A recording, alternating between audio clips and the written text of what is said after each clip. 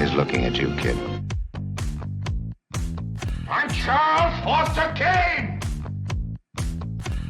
Hey, Stella! Suck on this.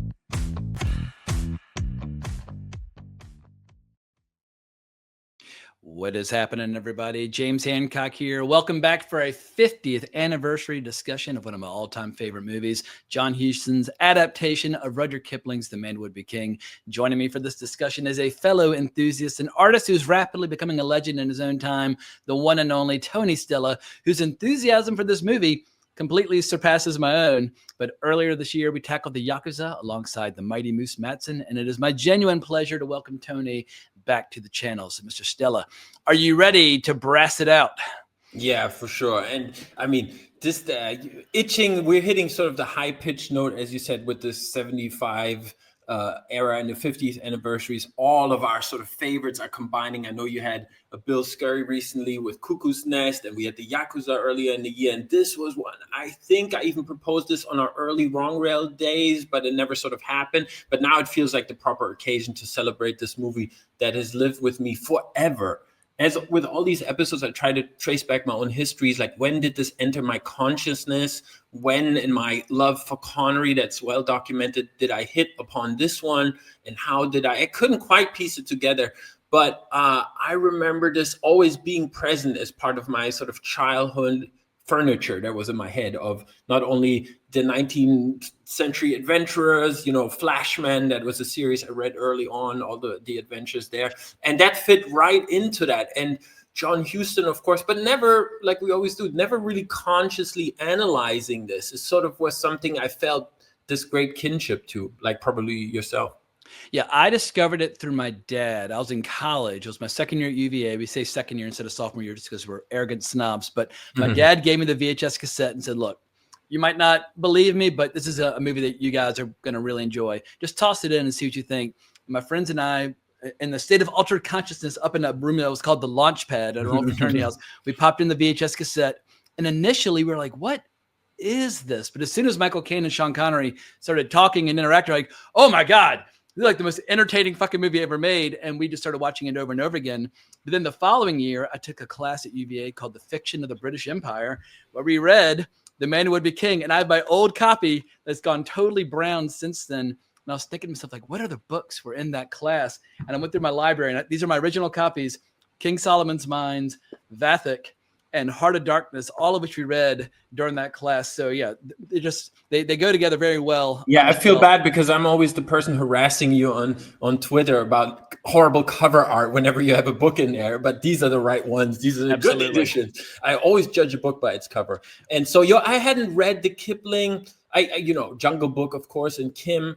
But I read this in my adulthood, obviously much later than the movie, and it's like 20 pages. You can read it while taking a dump. Yeah, but surprisingly, Kipling. We'll get into it as we jump on it. But it's so epic in scale. I never feel that it's a novella or short story, and I probably refer to it along this episode as the book version. I always say the book because in my mind that's how it works. But yeah, just rereading it for the episode as well. I was startled again, not only by the language and the beauty and how evocative it is of the time, but also about, this crazy adaptation. How much of the dialogue is actually just made for the movie. And it's so seamless. It's so beautiful that it's one of the most quotable movies of all time. And I think we measure a movie's legendary status, right, by the iconic scenes it has and by how quotable it is. And this rivals The Godfather. I mean, this will litter throughout this. And it's sort of this a real staple of a movie I think many people now have forgotten. And I think this is sort of the overarching sort of elegy of this movie, also why we come together to narrate not only Sean Connery, Michael Caine, John Huston. It's sort of the right people coming together at the right time to make this timeless piece of adventure that never, with Kipling through the ages, there are this brotherhood of man that can connect over these topics. And look, it fired us up at whatever, 6 years old, 10 years old, whenever you encounter this is an eternal flame that we carry forth.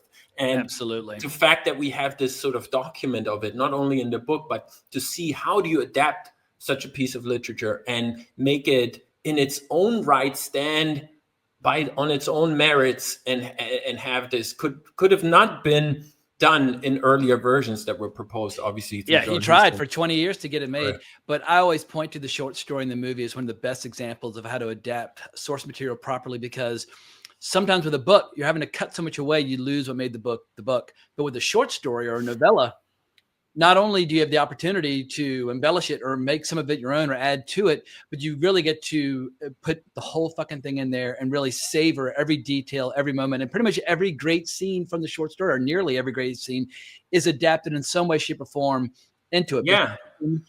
And we got to mention Gladys Hill. Also, she was like a dialogue director for Orson Welles and Joseph Losey, so she has that great pedigree. But then when her marriage failed, basically John Huston invited her in and said, "Don't you want to come live with me and just work for me?" And yeah.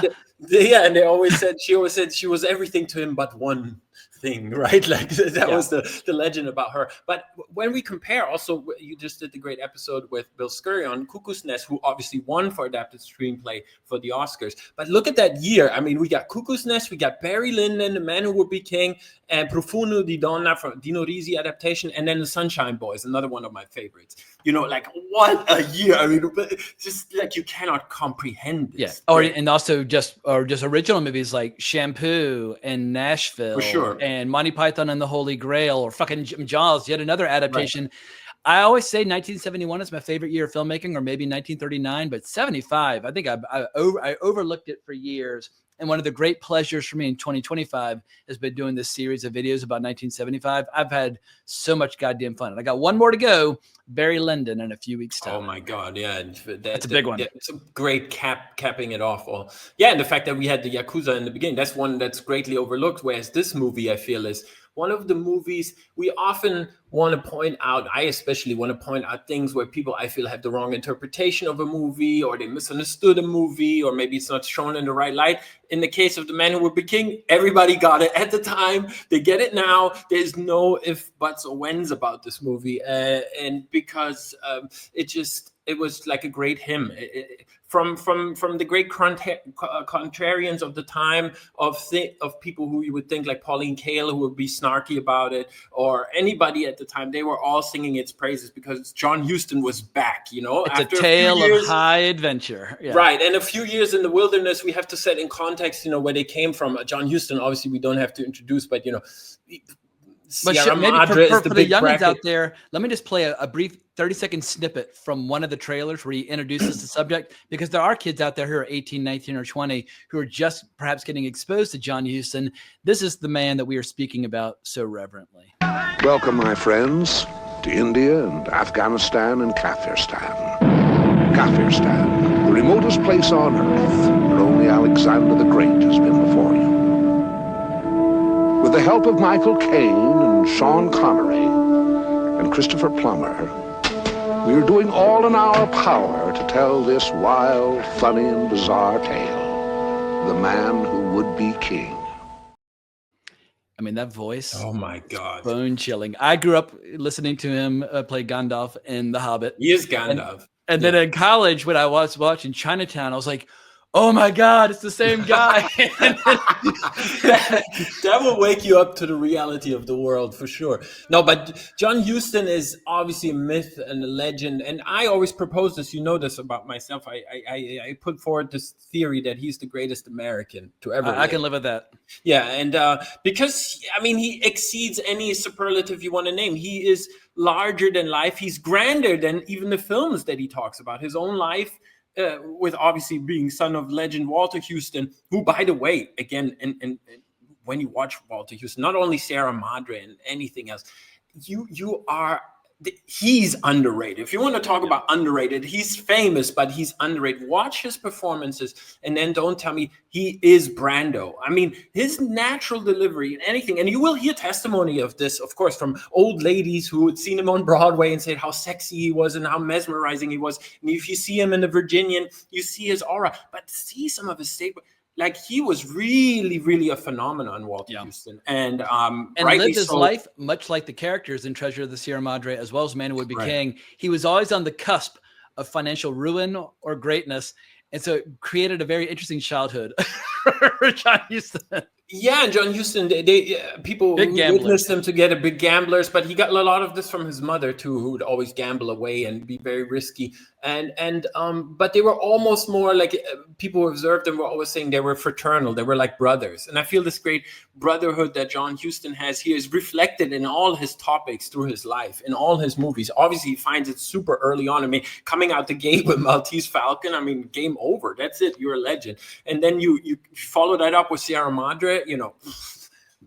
That could have been it. That could have been the great career, right? Like that could have been already wrapping it up. But then, African Queen and Key Largo and Asphalt Jungle, of course, Sterling Hayden, that performance. And it always fed through his own life because, like you said, he couldn't keep a dollar in his pocket. He would always spend it, for his first marriage. Or castles or dogs. Yeah, and for his first marriage, his father sent him a $500 check and he spent it on a chandelier, right? Like he didn't even have a house, but, that's the kind of,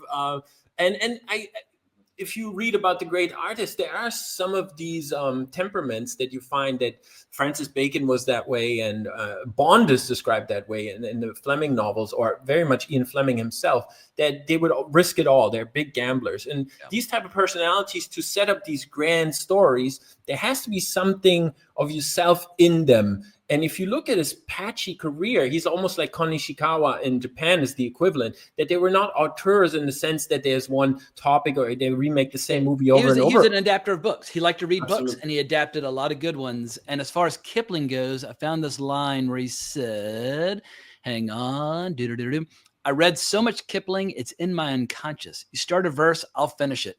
Kipling writes about a world gone, a geography gone. It's the world of adventure, high honor, mystery. And I don't know if there's ever been a better director in terms of adapting really cool books in different genres, where from the end of his career with The Dead, going back to the beginning of his career with Maltese Falcon, it's all fantastic book adaptations from start to finish. Yeah, and you need to have that intellect to understand what to cut, what to embellish, what to leave out, there's obviously, and to have the respect to not want to put yourself on top of somebody. We see this topic that right now with Tolkien that's going on, where parasites are trying to co-opt his works, and they should step back. Yeah. And they're trying to make Tolkien adaptations without ever having to read J.R. Tolkien. Like, that's probably not going to work out. It's nauseating. But but that's why, we gravitate more and more in our old age as we become grouchy old men to these tales that made us, shaped us. And I think I mentioned to you this before. I have also this thing that I think our generation doesn't have a problem with heroes, putting people in front of us, stepping in their shadows, and we don't want to replace them. We don't want to overcome them. We don't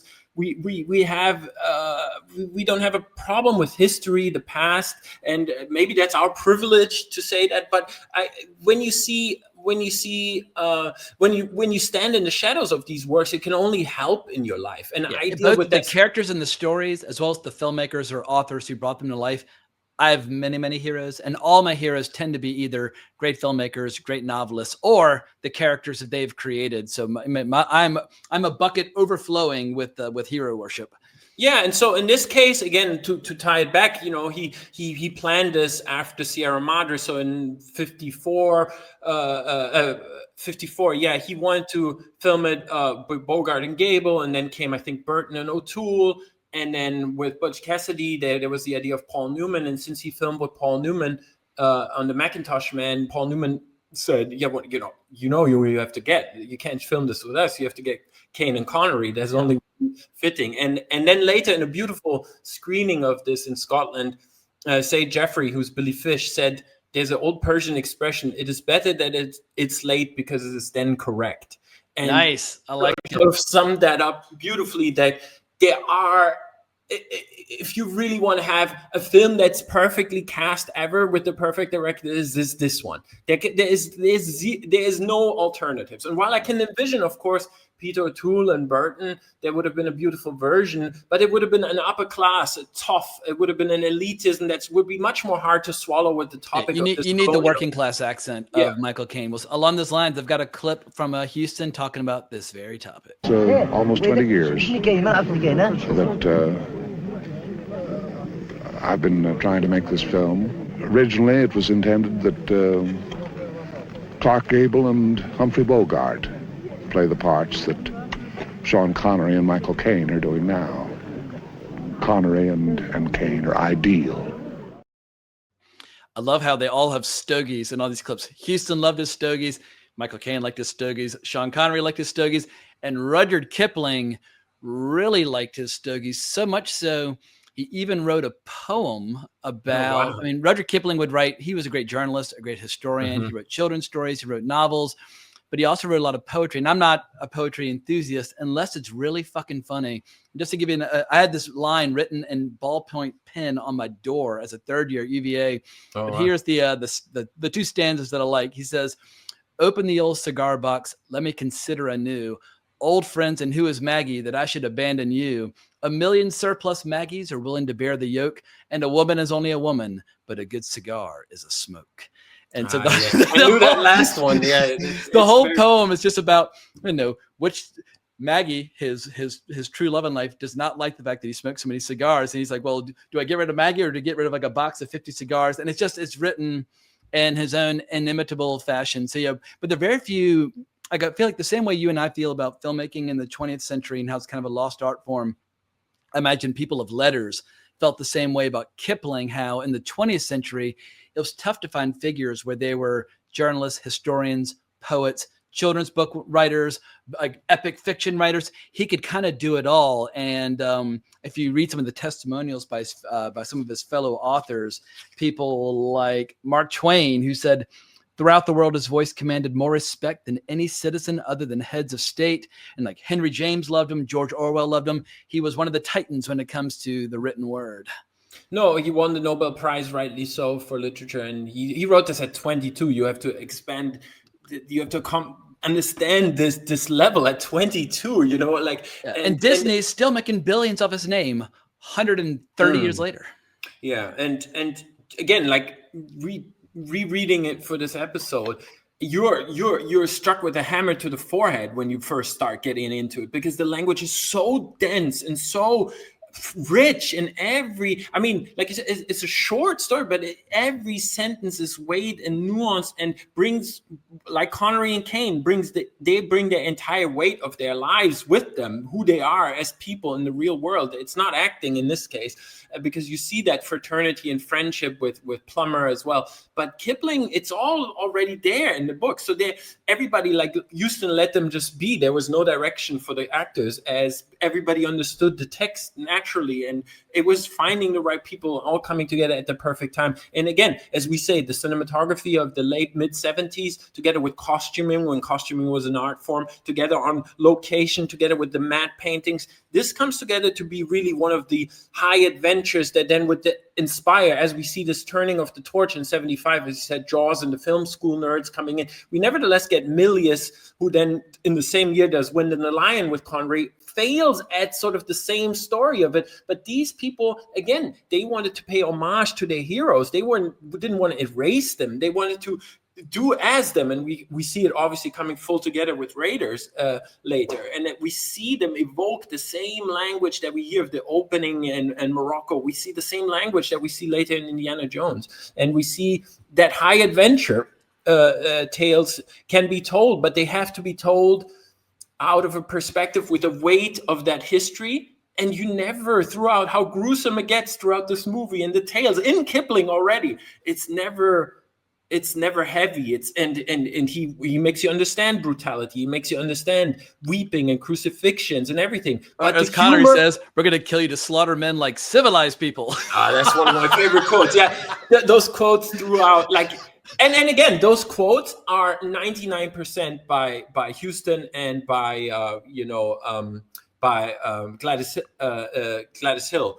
They're not found in the book. And to fit them so seamless, like you always feel they belong there. And even when you reread the text in accompaniment, they don't feel out of place, because they feel woven in so naturally, like you can only do if you truly understand who these people were, slaughtering their way through the Khyber Pass. You have to put yourself in those shoes, which John Huston obviously was. Bloody yard. Yeah, because John Huston obviously was, he did those fantastic documentaries in the beginning in World War II. And they are, if you rewatch them, they're not only harrowing, but they tell a full story. He saw a ton of combat firsthand up close in World War II, and it changed him. It changed. You see like heads exploded in close up in the camera, and then children behind passing through burnt out villages. I mean, this is really almost like the eye of a painter, right? I always say this, that the great directors are all good painters from Kurosawa. Huston also had a stint after an amateur boxer. He went to New York and sort of tried throughout his life. He wanted to return back to painting, and made him obviously really happy. But you need those tools, and somebody like John Huston was involved at every facet of the production. There would never be like, oh, let the costumes be done by somebody else, and I'm in my trailer, get me when it's time to shoot or something. But especially with this topic, he had sketches, outlines, storyboards through the 20 years of production. It started, stopped. So obviously had a tremendous material already. By the time he got to tell the story, it was second nature. He didn't even have to go through lengthy production outlines. He just lived that part, or those understood Kipling, like you said, from early childhood. Well, I forgot to do this at the beginning of the video, but you mentioned painting. I must pause to plug and promote some of your own work. We got so excited. Contractually. Yeah. The Hollywood History of Art by Sir Christopher Frayling. You blessed this book with some of your work recently. Tell us as much or as little as you want. Can you turn it around? Because I've never seen if they included the back. Okay. See, Toulouse-Lautrec. We got Gauguin. We got Anthony Quinn. Obviously, we got Turner. That was a request. I had Ella Guinness in there. Then we have Michelangelo, Charlton Heston. Obviously, we have Pollock. So the newer painters was obviously a request by Mr. Frayling, Sir Frayling, because I had many versions of that cover, because I had Rembrandt, the obvious staples of that. It's my very favorite topic, as you can imagine, like the films about painters, and there's so very few that are really good. But that's, for example, like My Call to Arms. Is Lust for Life your favorite? Yes, it's my favorite.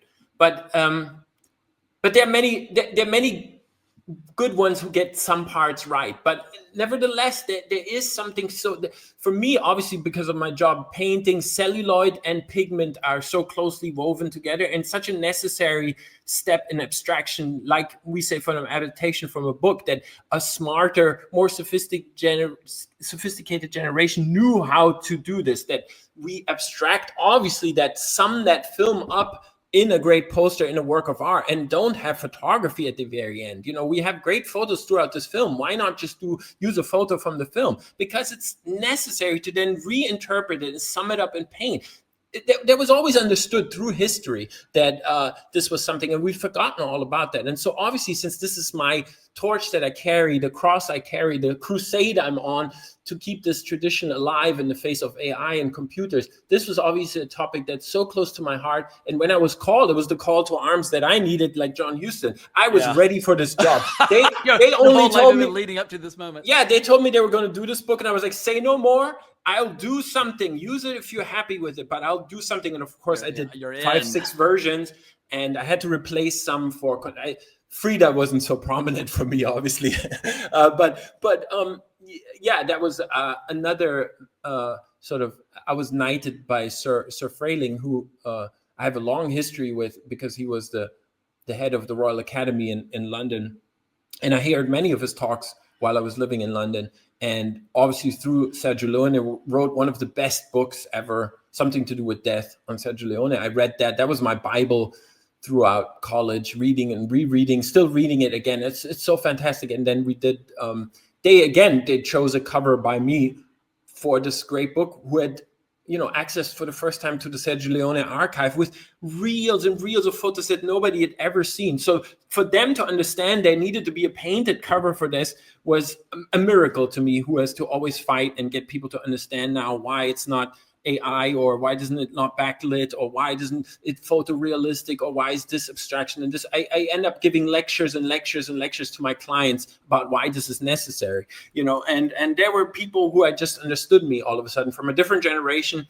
But obviously, since he knew about the history of painting and art, I felt I had arrived in a place that finally understood what I was doing, I'll put a link down to the show description below where people can hunt it down on Amazon. But it's an excellent stocking stuffer idea. If someone has a really good stocking for Christmas, shove this bad boy right down in there. and share a little Tony Stella in their lives, or the Sergio Leone book, which I'll also share a link to. Yeah, and obviously I could have illustrated the whole thing. They needed to stop me. I was like, I'm ready to.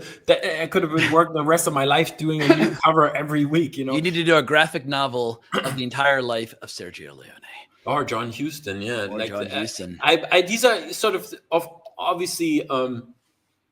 These are interesting two guys, right? Like one who is so specific and the other who went, I mean, a man who did Fat City and then a man who would be king, both in the 70s. But that's the sort of the bracket that we talk about here. It's somebody who reinvented himself, failed many times, but even in his failure, found the glory in failing. As a boxer knows how to get back up. And or a gold prospector. You had me look up a clip ahead of time from his film, The Treasure of the Sierra Madre. And I feel like Treasure of the Sierra Madre and Man Who Would Be King are like bookends on a subject about the futility of chasing the big score, but then picking yourself up and doing it all over again. But here is the great Walter Huston, who went on to win an Oscar, courtesy of his son directing him in this film.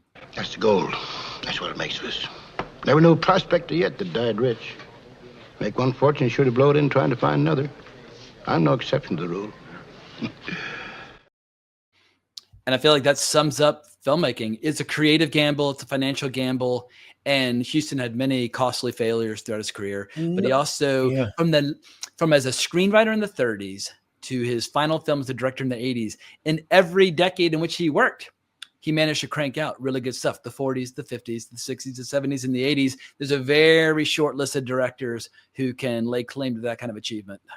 Yeah, I mean, look at that. Look at Walter Huston, 1948. No one acted like this. No one. It makes Bogey totally creaky. Of course, different things are asked of him in this movie. He's fantastic. No denying. But Walter Huston, rightly so, he's an MVP. He steals every scene. I mean, it's just it's miraculous. And like you said, I mean, Annie, one of the musicals of my childhood, I loved so much, and I never investigated. It was John Huston, of course, or Gandalf, like you say. And he appears in so many movies, Man of the Wilderness, and like he does Wise Blood and Fat City, and I mean, just goes from strength to strength. And then, Roy Bean, like he does Westerns, because I was always like, we're missing the great Western by him, and then obviously he comes out and surprises you in ways that you'd never have on your playing cards, and then acting himself in it. And throughout his whole life, he was this sort of all-American Abe Lincoln, snake oil salesman, great statesman, rebel rouser.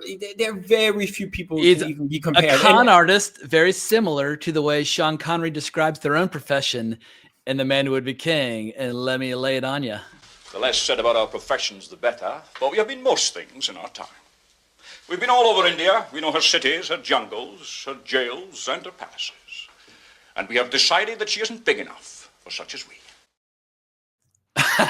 That's Huston's whole life. I mean, change a few subtle details to the professions, but he had many professions. And we were talking about this before we started recording. In the 1970s, when you had a whole new generation of filmmakers changing the art form, a few of the guys from the golden age were still, creaking around and doing their thing. John Huston arguably had the best decade of his career in the 1970s when most of his peers were dead or retired. It's an incredibly rare thing to see somebody hanging with the young bucks who are less than half his age and arguably having a better, maybe Coppola had a better decade in the 70s, but Huston, his output in the 70s is a strong contender for the best decade of his entire career. And the rest of his peers were all, like a completely new generation who had come up through the ranks worshiping his earlier work. Yeah, and I feel like with him, it's also like a lot of people like Coppola, who I think you're right with that run, it's unrivaled. But I feel they're always very much excusing their hits and their failures because of the systems they were in. And Huston doesn't have that. Huston goes to Italy and films the Bible, which is a fucking masterpiece. Then it really is like he's Noah in his own movie, and it's sort of then he has a huge flop, and it doesn't matter because it's always like you feel with him what is truly the highest achievement of any artist is that life and the work, they match. They are absolutely authentic. At least that when I started, in my legendary sort of pantheon, that was the highest. And for him, that's always achieved. And I feel he never has to. There are no anecdotes of him losing it on set, screaming at people, in panic in Africa when everybody's mosquito stung and gets malaria, and he's always out hunting big game or something. Or he's the only one who did get sick. Everybody else was sick as a dog. He was like, well, I've got my stogies and my booze and my gun, and I'm going to go out and I'm going to enjoy myself. He's like, we're going to wrap early today because I've got something I'm going to do this afternoon. Because he was in the Mexican cavalry. He was a boxer. He was a painter. By the time he was 22, he lived 8 lifetimes of what we could have. And he was a womanizer, and he was a master of the hounds in Ireland. It's for people who are into fox hunting, to be master of the hounds, it's a big deal. But yeah, he loved horses, and all these fantastic pictures of Angelica Houston growing up, attending all these hunts and that sort of thing. He lived the lives of 100 men. Even if he hadn't done any of his extracurricular activities, just his output alone would make him a figure of legend. But he had all these other lives. It's like, I don't know how he pulled it off, but he did not waste his time on this planet. And I think all 3 men in Connery, Caine, and Huston here bring this really healthy, that we also don't see anymore, this really healthy distrust and disdain for the Hollywood fat cats with them. They all distrust them in their own levels. They all come from different working class backgrounds. Sean Connery, throughout his whole life, obviously growing up tough, brought all of that to Bond. While I could gush on and on about that, but he was really, money was really dear to him, as he says, and he didn't trust them. And Caine himself, a Cockney working class, come up with that attitude, had to break free of that trap, that jail they would want to put him in. He calls Houston, not Houston. I found this great clip where Michael Caine's talking about the role. I was like, he has that slightly nasally way of speaking, but here's an example of Mr. Caine talking about the great Mr. Huston. First and foremost, to work with Huston. I wanted to work with Huston. I've always been a great admirer of his. Also, of course, the part is marvellous. It's a fabulous part to play, and it's the type of film I wanted to be in, and I think it's the type of film we basically should be making, instead of kind of competing with Kojak or something, which people can see for nothing. You've got to make this is what I call a movie. Movie, indeed, it is. That's a great quote, too, because at the time, obviously, we have to set that in context of them both coming out, Connery and Caine, doing these conspiracy movies, run and gun, very TV, very low energy. I mean, I love them all dearly, like you said, but very conspiracy, but they'd lost the edge to the movie, right? They've lost the great adventure, because even Huston doing Fat City in Stockton, California, it's a masterpiece.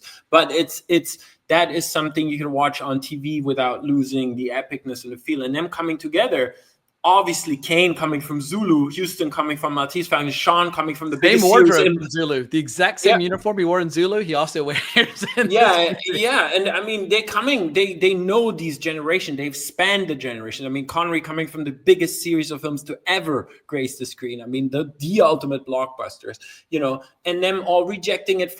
Connery doing The Offense, In the Hill, trying to purposely break that mold. Caine trying to break out of the Cockney lover boy, doing Get Carter, doing these tough films, but they all come from this very gritty, tough thing, and then to all come together, and you see their joy like little kids. They all got the twinkle in the eye, because Connery then did with Milius, who was a sort of, and John Huston is also in The Wind in the Line. He plays state secretary.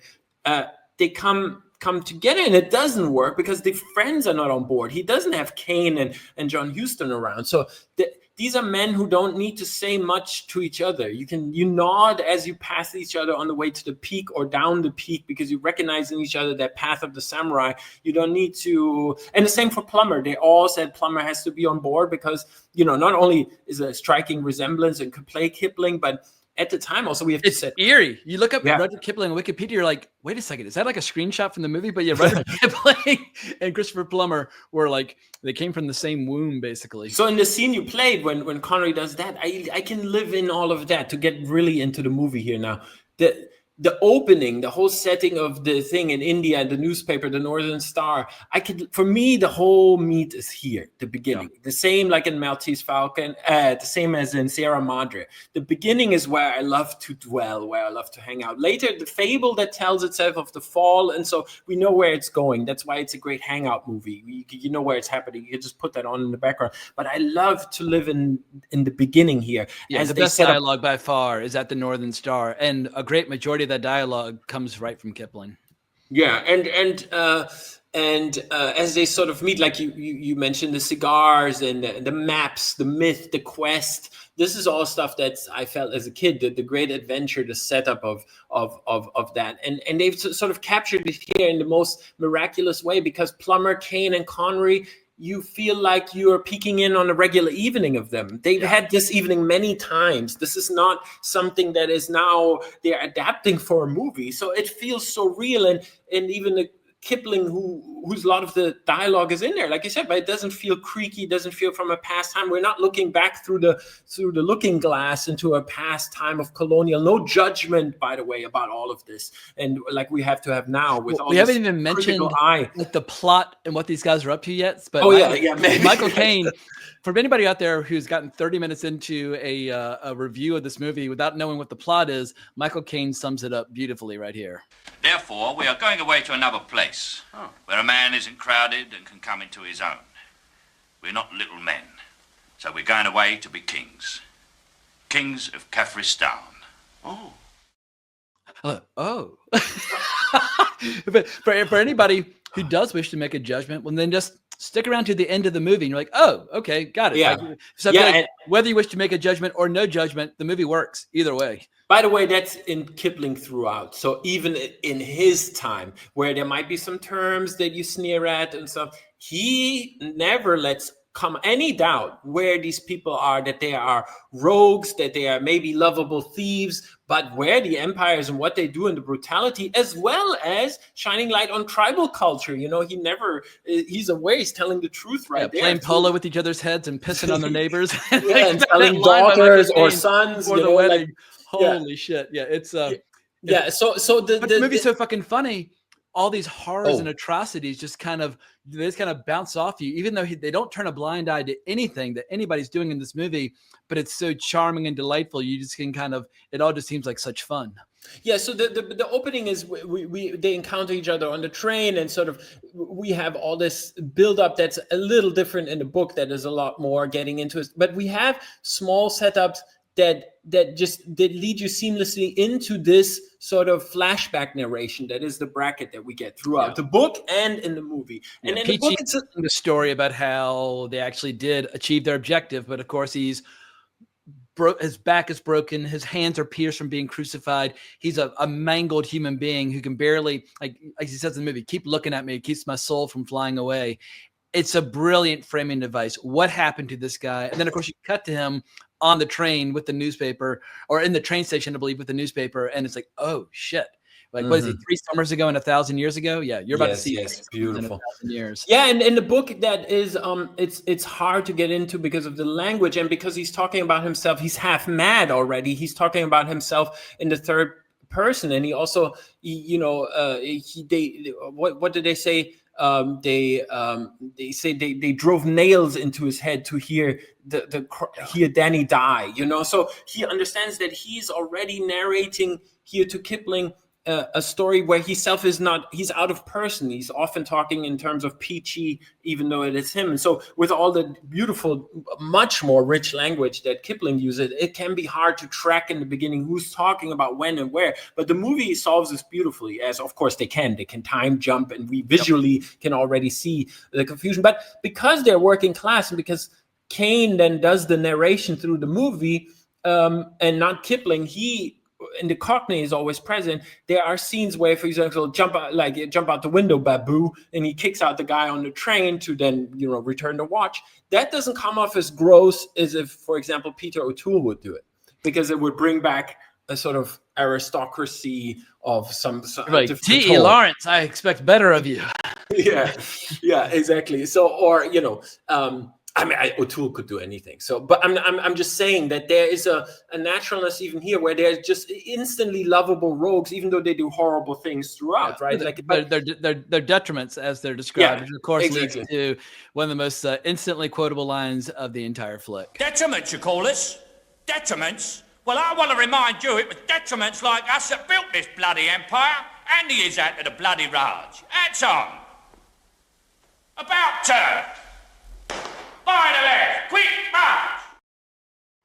And I think it was Caine's idea on the set to do the military march coming in and then the military march going out.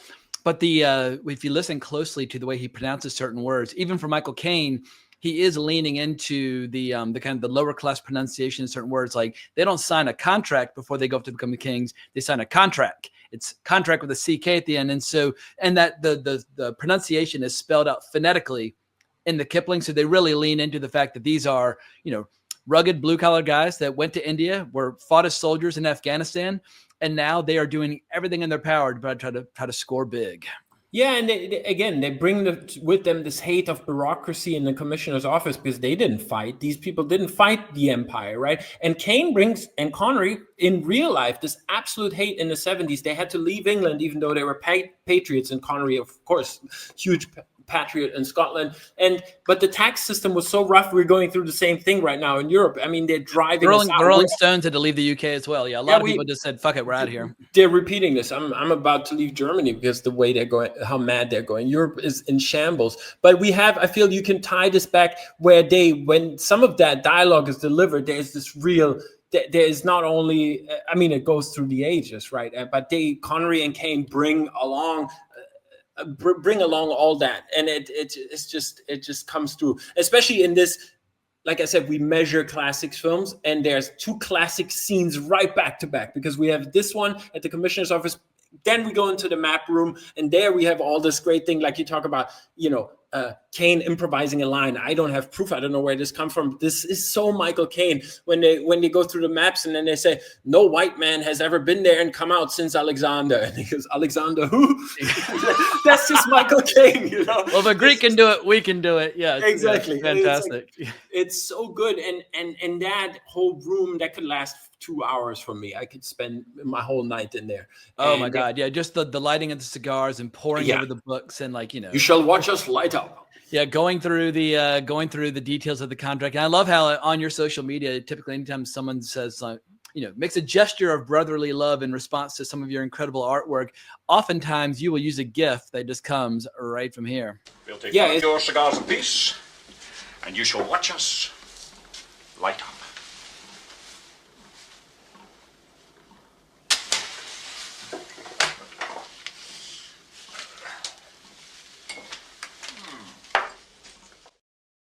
Pure friendship, but also that's a room full of like dusty old paper. Maybe don't throw matches over the back of your shoulder when you're surrounded. Kipling says, don't burn it down, right? Like, kind of to burn the place down. Yeah. But yeah, I have. And I love how they say we won't steal anything. They have to offer that, like, we acknowledge we're not the most trustworthy individuals, so they have to promise they won't steal anything if they'll give him access to his office. But of course, that's where the masonry comes in, and that helps. And admittedly, my knowledge of Masonic rituals goes only as far as The Simpsons, so I don't have much knowledge of it. Men in robes shaking hands with total strangers, as is described in the movie. Yeah, exactly. And but there is this, of course, this trust that spans the ages, where then you reveal yourself to the other. Kipling has no problem to fellow Masons either to bail them out of the blackmail plot or say that. Yeah, but as you said, as you only see in my banner, but I have the painting of that scene behind me, and it's not only is it a signal for me to whoever responds on social media, but it's right at the entrance of my studio. So whoever enters has to be aware that this is the space. This is my talisman. Beautiful. I've yet to light a cigar for a friend of mine the way they're doing this, because we'll do it in New York. When Bill Tech and I go to this place in the West Village called Hudson Bar and Books, they come out in a very ceremonial fashion. They cut your cigar for you, and they toast the exterior, and then they light it for you. But next time I see Bill, we will have to experiment and try to record Going Next match time on we'll match. spring another surprise on Bill, and we'll march in there in those white suits and do hats on and light up for Bill. No, yeah, he was responsible for, by the way, like me getting into Wrong Reel. So I'll mention that every time. He's the granddaddy of Wrong Reel, and it was his millionth in Conan episode that got many of us started. So that's the on first Wrong one Reel. that popped up on your radar. Yes, yeah. the very So, first. well, as long as we're singing the Bill's praises, he is the one who got me hooked on fucking cigars. Like Carl Weathers and Arnold Schwarzenegger, and Arnold's like, Carly, you want one? Anyway, so I went out for cigars with Bill, I think in March.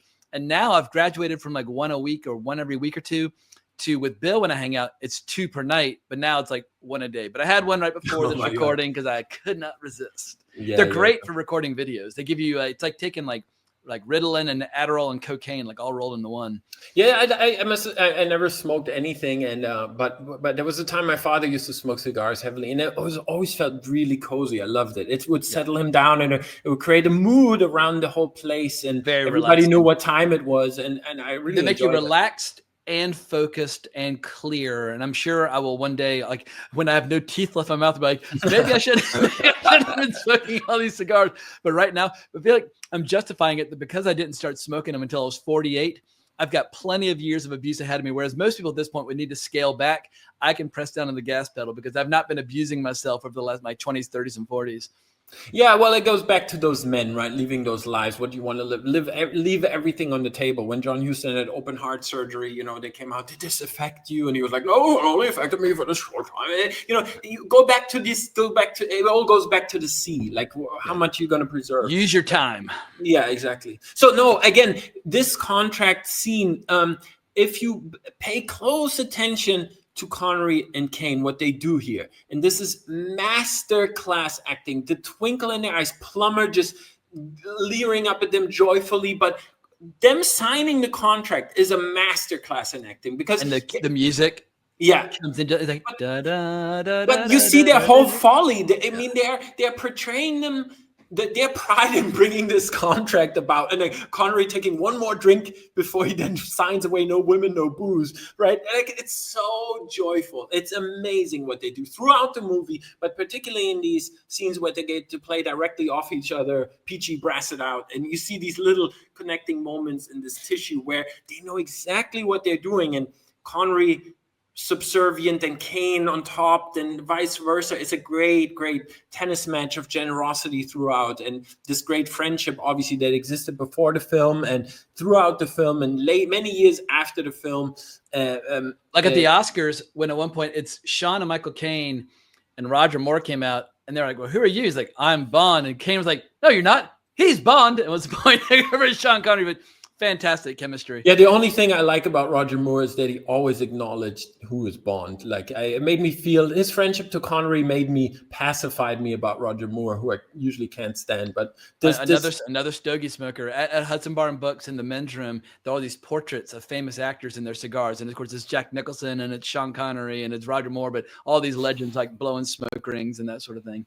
Opposite of John Huston. If you read his biography or listen to his biography read by Roger Moore himself, I mean, you're not my kind of guy if you're into that. Oh, gotcha. Interesting. Yeah. Well, I have a huge distaste for Roger Moore since my childhood. I never saw him as Bond because, I felt I did enjoy those movies, but there's something about him that he brings to the table. And the fact that they're all friends always pacified me. I was like, okay, he must be a different guy than what I'm seeing, because if those guys, the real men, allow him to play alongside it, he must not be just a creepy uncle. And Peter Sellers is part of the mix as well. Like watching Peter Sellers imitate Michael Caine, the way he tells stories, and he's always quoting statistics. We look it up online. It's like from the early 70s, but for anybody who's curious, look up Peter Sellers imitating Michael Caine, and you'll tumble. Yeah, as they say in this fantastic. movie. It's fantastic. Yeah, Caine loved it too. That is a greatest flattery. Obviously, we have so many Michael Caine. We have that. What's that great Michael Caine with the voice cracking the Rob. She was only 16 from the No, but I mean they had the whole show of God, forget my brain. They had a whole TV show of them going around the pubs and gastro pubs and then going into Michael Caine voices, dueling Michael Caines and everything. Yeah, Michael Winterbottom's filmed The Trip with Steve The Trip, Coogan exactly, and Rob Brydon. Yeah, the first I saw all of them, but the first one is the one that's really special. Yeah, it is. I see it. My brain is going fast. So yeah, they're debating, like, if you're imitating Michael Caine, do you imitate him from Alfie, or do you imitate him from like The Dark Knight after decades of brandy and cigars and that sort of thing? Because his voice, it changed over the course of his career. Right, and that's where we talk about like these legends that bring their own voices to it. There's never this imitation of like Connery then doing a high-class English accent for Bond. No, they were always themselves. They appeared on the scene, and they are who they are, and they bring that to the table. And there's a sense of pride that comes with that. And obviously, you have to be given the right material. But in this case, as we say over and over, this comes together. Anyhow, these scenes are so delicious, and they disguise themselves as sort of a mad priest to enter first Afghanistan, to head to Kafiristan, which they find on the map. And there's, the Kalesh people of real history that was sort of a myth in Kipling's time already, where they were like descendants of the soldiers of Alexander the Great. And there was a myth about these hidden valleys. They were not Afghanistan because they were not Mohammedans, so they were not Islam. They were like a hidden valley that would give men like this an opportunity against the bureaucracy in the empire to make their own mark, to dig the stones, the gems out of the earth with their own hands, and not be subservient into this. Because there's also this great thing in Northern Africa, but it makes you wonder, what if they'd shot it in like Dagestan or Mongolia or someplace up there? Like, would the kind of the ethnicity have been a little truer to the source material? Sure. But the reality is, shooting in Northern Africa has always been very easy. It's very film friendly, whereas shooting in the middle of Afghanistan is challenging. But because they also say this line, like, right, like that is another one real, like in the Wild Bunch, go home to what? That they say that in the commissioner's office, like, why make a nuisance of yourselves? Go home. And they go home to what? Yeah, there's nothing like a porter in front of a restaurant, like holding up umbrellas for people. Like, I tried to include the line, but YouTube shot me down. But they basically say, like, not after watching, like, all of our friends. Like, there's some great line by Sean Connery about how basically after the officers had copped it, how they had to step up and lead in battle.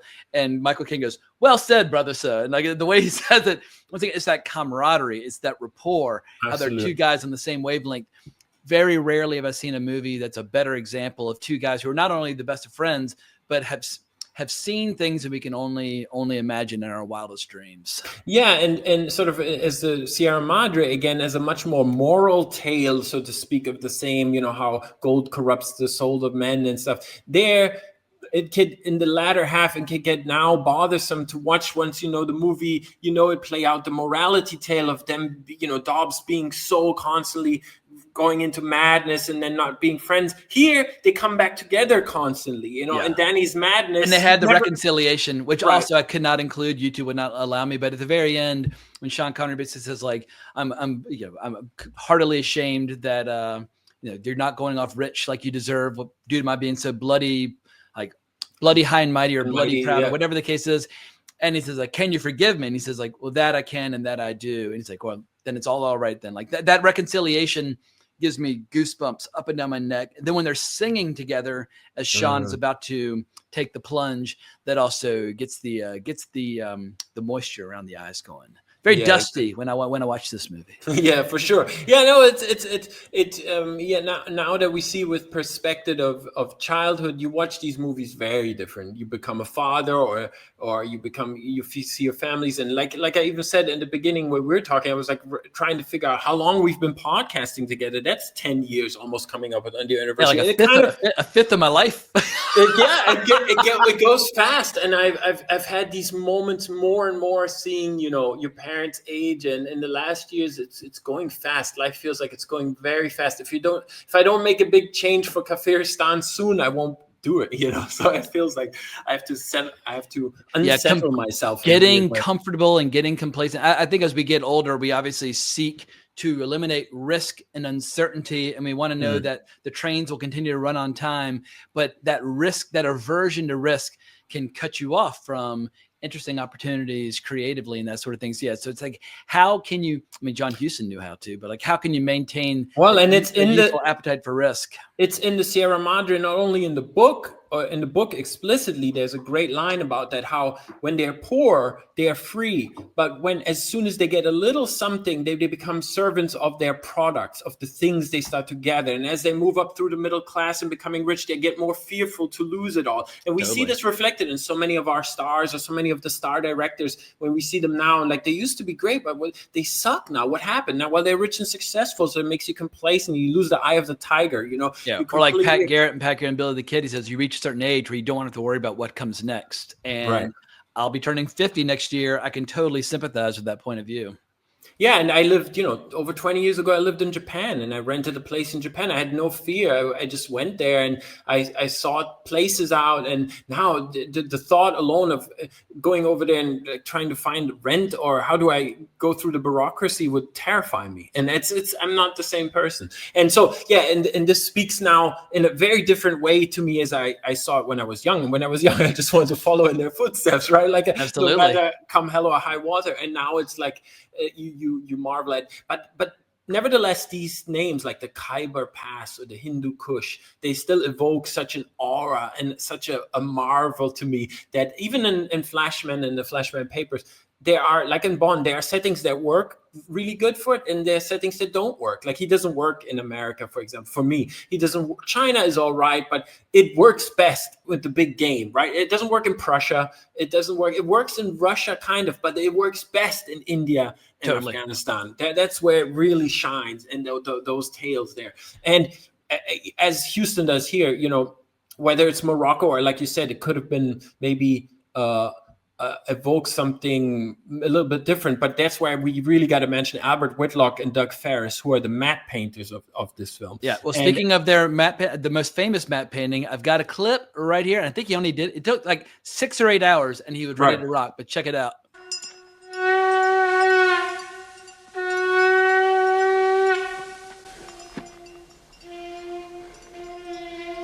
It's a Candigo, God's holy trousers. But like, you're stepping back in time to the time of Alexander when you see it. Like, whoa, this is... And a computer can't do it. Yeah. Even though you see the rotoscoping, and as we say so many times, the flaws are the rewards of the masterpieces. These things, it's pigment and film. You cannot replace this. This leaves us digital. This leaves us completely cold. There's a coldness that comes through the machine. There's an emotional disconnect, which is why the movies don't seem to remain in people's hearts the same way. You cannot see. I'm working right now on I can't say who, but I'm working for a giant, awful corporation for a director that is really respected and we all love, who used to make movies for nothing, and they're classics forever. And now he's making blockbuster. And I'm so depressed because I don't want to be mean or mean-spirited, but it doesn't even last while you watch. You forgot what happens because it's the digital cancer has taken it over, and the fact that nobody sees this, it comes up in my work obviously all the time, where this is a big topic, but in the very stuff that we're making, we don't have the soul. We can't capture it anymore, and it would come at much less cost to employ these artists and craftsmen. So walk us through a shot like that when they see the home of Alexander, where he basically finally stopped and turned back. So what are we seeing in that composition in terms of the layers? Well, they shoot through. So there's a team. There's a special we have to divide it up. There's a special photography unit, which was Wally Veers here, who's you have to shoot through glass, basically. And what you would have, you have it mapped out before, then you paint on the glass like we see on the great Death Star hangar, or we see everywhere. And and shooting that with light, you have to light it correctly, you have to measure the distances, obviously, but then that gets slotted in, like in Blade Runner with the great Sid Mead vista down into the rainy streets. There is something that happens, and I can't explain it. That's the magic that we talk about so often with movies, that there is something, I observe it myself, that I set out with a plan to do something, and then the paint does its own thing. You can't really explain it. And here, obviously, it's much more controlled because these guys are really a lost form of specialist that doesn't exist anymore. When you not only have to match the film stock and later the kind of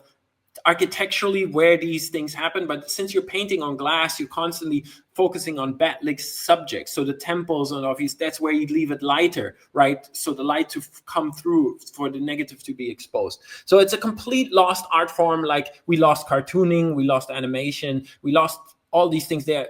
Irrevocably lost because we didn't train the next generation and we thought, technology is everything. And the fact that you also lose happy accidents. Like when I think about exactly. like the documentary Visions of Light, there's a great scene from In Cold Blood where Conrad Hall talks about how they were shooting through a pane of glass that rain was splashing on, and it created these interesting shadows of rivulets of raindrops going down his face, almost as if he were crying when he's incapable of doing so. And everybody said, "Oh my God, you're such a genius. How did you achieve it?" He says, "By accident. We didn't even know it was going to happen until we saw it." If you remove happy accidents from the creative process, it makes everything feel very stale and very rigid and very stagnant. And that's what we see and we see this with the stagnation of Hollywood now. Is always like, I have the antidote for all of you, but you don't want to do it. This is the truth. It's hard work. Yeah. If you fill these workshops again with artists and you could step on a Giger while he's painting this fucking space jockey in a hangar, and then everybody gets to see that and get involved. It gets everybody's blood up. And the workshops are full for craftsmen. They're making these movies all together. The stages are full. The people are there. It's not shipped off to some freaking some other country where they do the effects. They come back. They get discarded. These movies are so bloated and so expensive and so sad and so unmemorable. And so we have a different breed of people because it's not filled with people that bring this sort of history with them. I mean, we also have to mention, and this I was going to mention him later, but when you see, since we're already on Alexander City, there is the production design in this, or along with the costuming. These are all individual workshops that then come together. But in these individual workshops, there are legends at work here. People that work, on for 40 years in the movie industry, and that is felt when you bring these experts in. And I don't think the computer can sum up those lives, those men, those people. When you look back on the best movies ever made, no matter what countries or eras are your favorite, when you look at the best movies ever made, typically they have anywhere from like 10 to 50 legends in different departments all working together and collaborating and bouncing ideas off each other. And it's through the collision of all those big personalities where you realize, oh, gotcha. Like, well, the director was an incredible filmmaker and a great animal wrangler for marshaling all these forces and getting them going in the same direction. But you really need the chaos and uncertainty of all these incredibly creative people coming together. And the computer obviously eradicates that entirely. No, Alexander Tauner, sorry, that's the name I was looking for. He was the production designer, and he was the production designer on Les Enfants de Paradis during the Nazi occupation. They really made stuff while it was life and French death at Resistance work. made one of the greatest movies of all time, right underneath the noses of the Nazi occupation. Exactly. Then Then he worked with Children of Paradise or Les Enfants du Paradis. One of the best movies in the 1940s. Yeah, and he went on to work with Orson Welles and David Lean, and he did Rififi and stuff. And then he finally arrives, this old Hungarian master, on the set of, and he's told like, oh, we need to see this culture that developed maybe from Alexander, but then went back some centuries and now worshiping, other idols. And and you step on this set and you live it, you see it in every detail. You feel it. You believe the history. You believe it's almost like a supernatural power. But here's a little taste of the scenes on that location. They're masons. By the square, by the level, by the plumb rule, by the compasses, and by the all-seeing eye. The craft, Danny, the craft. That's what saved us. Blimey. But when I watched this movie, between the worship of the old gods, the gods that are even more powerful than Sean Connery and the great Alexander, and the rituals, like there's so many clips I tried to include that I could not, that YouTube said no. But when you like hear like the shrieking of Roxanne, like the night before her wedding night, it just like the otherworldliness and the mystery is so profound. And what it really gets at the root of, there's a poem by Rudyard Kipling. Hang on, I've got it written down. All right, it's called The Ballad of East and West, but there's a line that I always come back to: East is east and west is west, and never the twain shall meet. And it's so beautifully evocative of like the collision of these cultures and their inability to understand one another. And I feel like that line has never been better exemplified on film that I've ever seen than in these scenes where these two, maniacs are trying to loot this place 4 ways from Sundays, they say. And I feel the religious and mythological power just like emanating from every stone on that set. That's the first, that's not in the book, but here's where they divide where they flesh out a little bit the novella or the short story, is all the scenes when they then head from the caravan path into the Hindu Kush in the over the Khyber Pass into Afghanistan proper. And those shots really at sunset, they rival Lawrence of Arabia, the camels at sunset. It's so beautiful. But as they head higher into the mountains and we hear the mountains crashing, the cymbals, Maurice Jarre score comes together. There's another line that always reminds me of The Hobbit that's straight from Tolkien, right? Like the mountains, they fall on you, they quarrel, they fight. That's straight from The Hobbit. And Totally. you hear Gandalf's voice saying that. And if a king can't sing, it ain't worth being a king, right? Connery says, because and I love how when Michael Caine's trying to warn him about the fact that sound can cause avalanches, he's like, "Oh, you don't believe in that superstitious nonsense?" It sets their characters up exactly right, and it's not in the book, right? That part, it's kind of seamless in the book. It kind of gets shortened a lot, but to flesh out the movie, we have beautiful matte paintings here as well, and the encounter of the idols, is God's holy trousers. That's the first time Caine says it, right? When they encounter the idols, which is then condensed to Imbra later in the book. Give him a round apiece. Yeah, exactly. And obviously insane. One of my favorite shots in all of films is them climbing slowly with the pack mules, and you see the entire mountain range in the background and them sort of coming up. If that on the big screen, I mean, this is one of the all-time money shots. Like, it's so beautiful. And just doing that alone would be impossible, but they're also dragging along like the whole. Like the key ingredient of the plan is they have 20 martinis. They have 20 rifles. They're planning on getting there, training men, forming a rifle company, and then leading people into battle. And they're working with the tools of empire building. I mean, they were the ones that really fought it. So now they can employ all these tactics for themselves. And that's incredibly clever in Kipling also. I mean, that he knows how these men operate because they've been doing it to other nations, But these scenes when their first encounters, when they're kind of blowing everybody's minds, they are particularly good. Like this scene when they meet the first village elder or leader that they're going to try and help. There's a great encounter right here. He wants to know, are you gods? Not gods, Englishmen, which is the next best thing. La avatar, la devta, Gorashab. Gorashab! I mean, okay. Now we enter. If you're jumping to Uttar. Uttar is the MVP now, because as we they come out in a different way, which we don't have to get into. It's a little bit different in the books. Their first encounter with the Afghan bandits, they get out of that, but they meet Billy Fish, Gurkha, all this stuff. But Billy Fish is different in the book, but it's a great name. They kept the name. See, Jaffrey, he's a Gurkha I think gives him a more heroic ending than in the book. He's a village chief in the book, but nevertheless, many of his dialogue is actually quite intact, like he says that. But now comes Uttar, and Uttar is played by Larbi Dogme. He's also in The Black Stallion, a face you will always remember. But he steals the show. This is where we really go into a humor, because not only are great movies made, right? You can't just have epic following. Yeah. Now to get down into the nitty-gritty of actually drilling and forming the armies, and we get the first of Uttar steals this show, because I mean, watch what he does. Watch how he struts around this pride, and then as he first encounters the Englishmen, as you just play, "Are you gods?" Oh, and they come up with their first nickname for him, and he gets very angry. He's like, "No, I prefer Uta the Terrible." Like he's very insistent. He needs a different nickname than these gods are gonna grant upon him.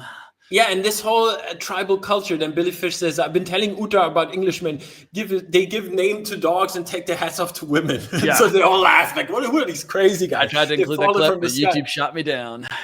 Yeah, and later when, like you said, Uttar the Terrible, and now the women will cut his bollocks off, and then he says, couldn't happen for a better cause. Because it's that whole not being, I mean, showing, like you get into this with David Lambert, obviously, when you talk about the Cheyenne, and you talk about this, that we tend to whitewash in this enlightened society. No, if you talk about Afghan tribes and warlords, you need to get into both sides of the coin. You cannot just pretend that this is one aggressor here or one sort of dogmatic rule that's the West.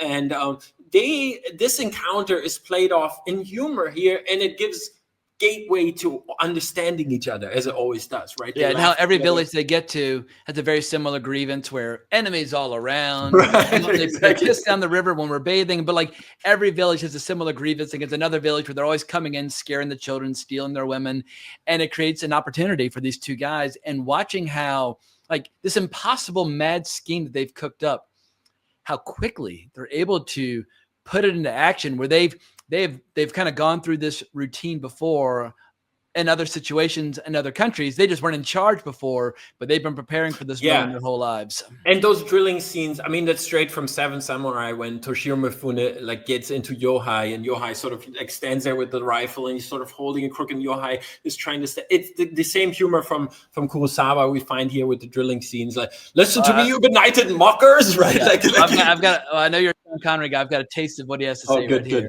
We're going to teach you soldiering, the world's noblest profession. When we've done with you, you'll be able to stand up and slaughter your enemies like civilized men. Yeah, and he's a good soldier doesn't think one look at your faces tells me you're going to be crack troops. Yeah. Oh, it's just incredible. But they form this fucking army, and the first battle scene, you get a hint of the kind of like the foreshadowing. And before that, I'm sure, I don't know if you have the clip, but so as they encounter village tribal culture, they obviously welcomed already as these little, not quite gods yet, but definitely fallen from the sky. And in the book, it's different. But and women are offered to them, right? Either the daughters, or if they're into the sons, Uther offers them, And she she wafts it at Michael Caine. I've never seen that before or since, where a sleeping soldier is offered the wafting scent of a moist vagina to rise you from your slumber. And I tried to, there's too much nudity in the scene for me to include it for YouTube. But of course he sits up and immediately falls under her spell. But I was like, yeah, that would be one way to wake up somebody and let them know that it's business time. And Connery bursts into the room and says, "Danny, thank God you've arrived. Let's seek safety in battle." Just Hall of Fame acting between the two of them. But just for people who have not seen the movie, if you've made it this far, you deserve a special prize. But part of the contract is they decided to abstain from the pleasures of women. And one thing does lead to another. And anyway, there's this one just iconically beautiful girl who tries to throw herself at Michael Caine unsuccessfully. She gets cock blocked by Sean Connery.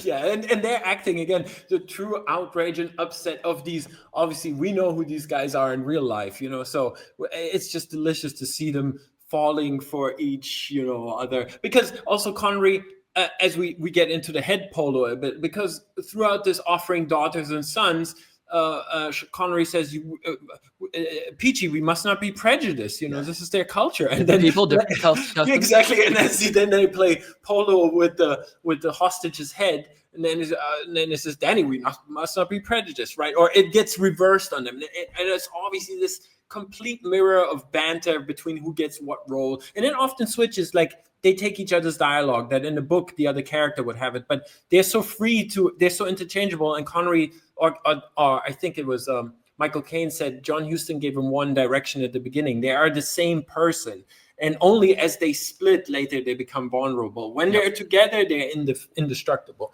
And that was the one note they took from this as sort of a direction. But yeah, you see it constantly at play here, that they could finish each other's sentences, and they've been together for all this time, and the whole village in Uttar blustering, rising then with them as they sort of fight their wars for him, installing him as the puppet dictator of more and more villages is fantastic. And that he's planning on chopping off the heads of all the prisoners, that's great. In spite of having never raised a finger during the battle. Of course, Sean Connery, riding into battle, swinging his saber around, catches the arrow in the chest. Everybody, I mean, I can't remember what was underneath like the leather strap, but anyway, that's the beginning of his myth as a god. The munitions belt, which is great. That's an invention of the movie because the book leans much heavier into the Masonic wonder of them being fellow craftsmen and knowing all this stuff. Where he knew this was going to be hard for an audience, we have to get a miracle El Cid style. We have to see this. Obviously from mythology, many heroes get wounded and miraculously surviving through this. So on film, visually, this is just a much better idea to have him son of Sikandar, Alexander's son, the myth starting around the campfires, spreading throughout the lands of surviving this miraculous battle. Because sorry, Danny, the blood was up, or sorry, Peachy, the blood was up. Yeah, Of course, Caine is losing his mind. He's training all the troops that could win this easily. Yeah. And there's another great joke in the first battle as you cross. This is really, truly cinema in Morocco. That magnificent fortress that we see all across. And as the battle, they're all running out old tactics with masks and shields and swords, and they're sort of giving volley after volley of repeating rifle fire. But of course, the religious figures walk through. Exactly. Everybody goes belly down. I feel like that's what I was going to mention earlier about how you get your first ominous sense that there's a belief system that is more powerful than anything they can possibly imagine, where both sides will lay down, and the religious figures will walk with their eyes closed because they don't want to see any badness. And the moment they pass, the battle will resume. But you get a sense that there's a deeper, more profound belief system than they could possibly imagine that they will have to reckon with sooner or later. But when they're going from town to town, one of my talking about favorite shots in the history of epic cinema, seeing these two guys in their red coats riding in front of a train of chanting warriors. It's like something from 2,000 years ago springing into the modern age, apart from the fact that they have rifles. And here is a little taste. We marched and fought and took more villages. Our ranks swelled. They were well trained and disciplined, but with Danny at their head, Sikander II, they were also inspired. It's so fucking badass. It's so good, and they're also inspired. And as he says that, the local cacophony of instruments blends into the Maurice Jarre March, and we get the theme rising up, and you see, of course, then the camera zooms up and we see this entire train of villagers and bandoliers and soldiers and marching, and these entire tribal cultures coming together, marching through this epic landscape. This is a movie, like he says. This is completely on another level. But as you said, there's a deeper force at work. And in the book, and it's interesting because it's so condensed, but Kipling always manages to imbue it with all the detail necessary. I don't know how he does it. It's a real magic trick. Because it's an economy of words that is unrivaled by most people who've taken and it still includes all the judgment by the author. It's never just told as most authors would struggle and double the page amount just to put you in a place and tell you about the events. Where here they split up in the book and they take different valleys and conquer it. And then he returns a king and sort of shares the crown with Peachy.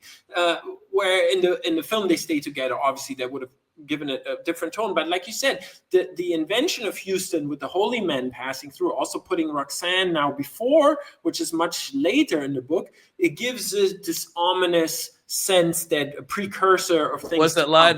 Boil them once or twice and they'll come out like chicken and ham. I'm like, yeah. A lot of girls aren't going to like that line, but makes me laugh. No, and that's why it has to be. That's why Huston again. It has to be Shakira Caine. She's so stunning, and she doesn't. Michael Caine's wife from 1973 to the present day. Yeah, you needed to bring in somebody that one look and you would give up your kingdom, right? Like heart-stoppingly beautiful. Yeah, here's the introduction of Michael Caine's real life wife as the bride to be for the man who would be king. Being only human, one thing leads to another. Give her a hat with an ostrich feather in it, and there'd be no girl in Brighton on bank holiday could hold a candle to her. Yet another one of my favorite shots, though. The king and his arrow, which he wields like a scepter, with his chief lieutenant standing behind him. It's almost like like Albert Finney and Gabriel Byrne and like Miller's Crossing, where you have the ruler, but the person who whispers in his ear standing there. It's just such an iconic shot, the way that is framed, and how Michael Caine's still in uniform, but Sean Connery's obviously starting to change his wardrobe. But a masterclass in visual storytelling. Yeah, and exactly. Exactly. And we feel, and obviously because they took different locations in Morocco, but you still feel there is an architectural narrative as well, coming from different regions. You feel different castles, different fortresses. It all grows. There's something that is really natural in the film without doing set piece or something. There's always a calming moment where you get character work, and then in the big picture again, it opens up, and then only comes with great experience how to structure such a thing. Because in Kipling, again, there are pitfalls adapting this. There could be, because you feel a lot more time passes there as they're training troops, as Peachy goes off to pacify different villages, rifle regiments install different dictators. Danny's off doing something we're not even known to. And we have now this tendency, especially this is a disease of 2025 or the last 20 years maybe, is of prequels, sequels, midquels, filling in every part of those things. Eliminating all the mystery that made it interesting in the first place. That shortens. How did Danny actually become king? We never know in the book. He just returns with a crown. Yeah, like with Star Wars, Alec Guinness describes the age of the Old Republic. And like the age of the Clone War in like 2 or 3 sentences, and it's more evocative and more mysterious and more magisterial than any movie could possibly imagine. And they've been trying for nearly 50 years to eliminate all that mystery with, like you said, prequels, midquels, et cetera, and so forth. Give me Alec Guinness in a few sentences with the economy of words, brings that whole era to life. And that's all I ever need. Yeah. Hopefully we'll never see the age where we see Danny and Peachy's adventures before they got to meet them. Don't make me vomit. All right, well, we've been going quite a ways at this point, and I'm desperate to have a slash, as Danny and Peachy would say. So I'm going to play a little intermission, and we'll be back at y'all in 2 minutes.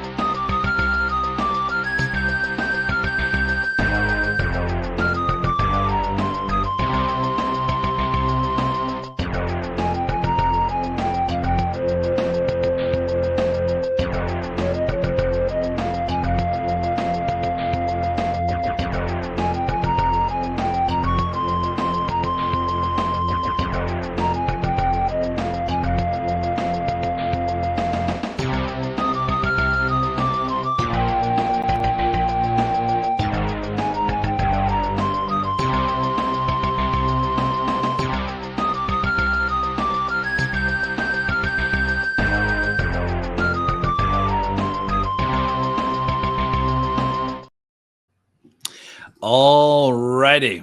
So what should we talk about next? Should we talk a little bit about this this figure who summons them and demands to see a second proof of the divinity?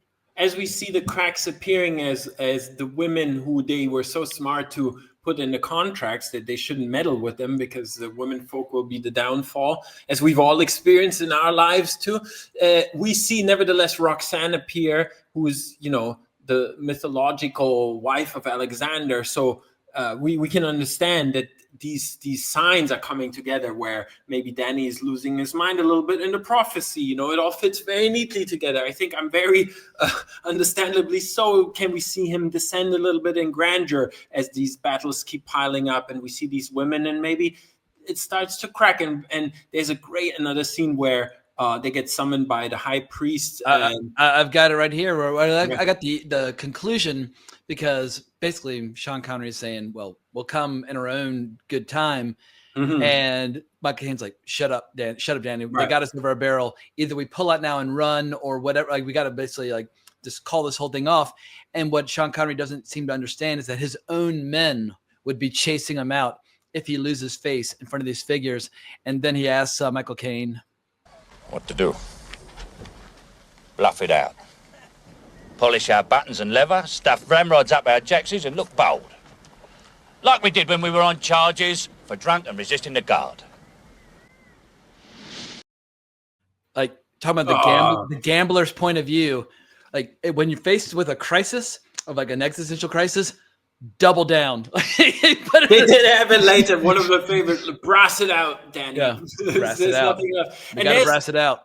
As we see the lightest of hints of one of the great cinema shots of all time, the waterfall panning down, as you say, into the red coats. And that's how I keep bringing up with my favorite Robin and Marion, which is a year later, Richard Lester, that sense of history that he brings here. We also have the scale of like only cinema can provide. And the fact that they can't do it anymore is all the less is surprising, because that is something you can study with the great paintings and composition, and you have all these films showing you how to do it, and nevertheless they lost it today. But that next shot is a discussion group where people from the publishing world who regret the loss of great fiction can get together with movie enthusiasts who regret the loss of great movies, and they can just share their woes and figure out whose plight is more profound. Lovers of, and it all starts with the great covers, the great posters. That's where it starts, because that's the least costly thing. Book covers and movie posters need to be works of art, and both industries have lost sight of that.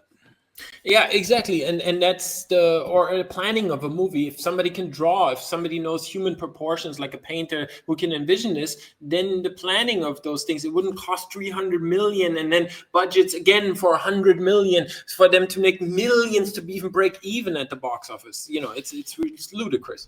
But again, that next shot that we have there is one of the all-time shots. And as they travel upwards to Sikandar to then culminate in that great matte painting you showed, it really is like, that's the crescendo of they've arrived. They didn't even know like they're entering another universe, another world, a place untouched by time, where treasures from thousands of years ago are still glinting brighter than ever. It's like they're stepping into the mythological past of Central Asia. And Huston knew he needed that in terms of, it's not in the book. That's not in the Kipling, because Kipling doesn't have that. He doesn't need it, because for him, it's much more about how to tie the nation together, how scarring the landscape with bridges and all this stuff. It's much more about that. But here, for the movie, you need to arrive at a place that becomes the setting of the final end, the final showdown, right? And the treasure, the hoard, the Nibelungen shots becomes, should I get back into that?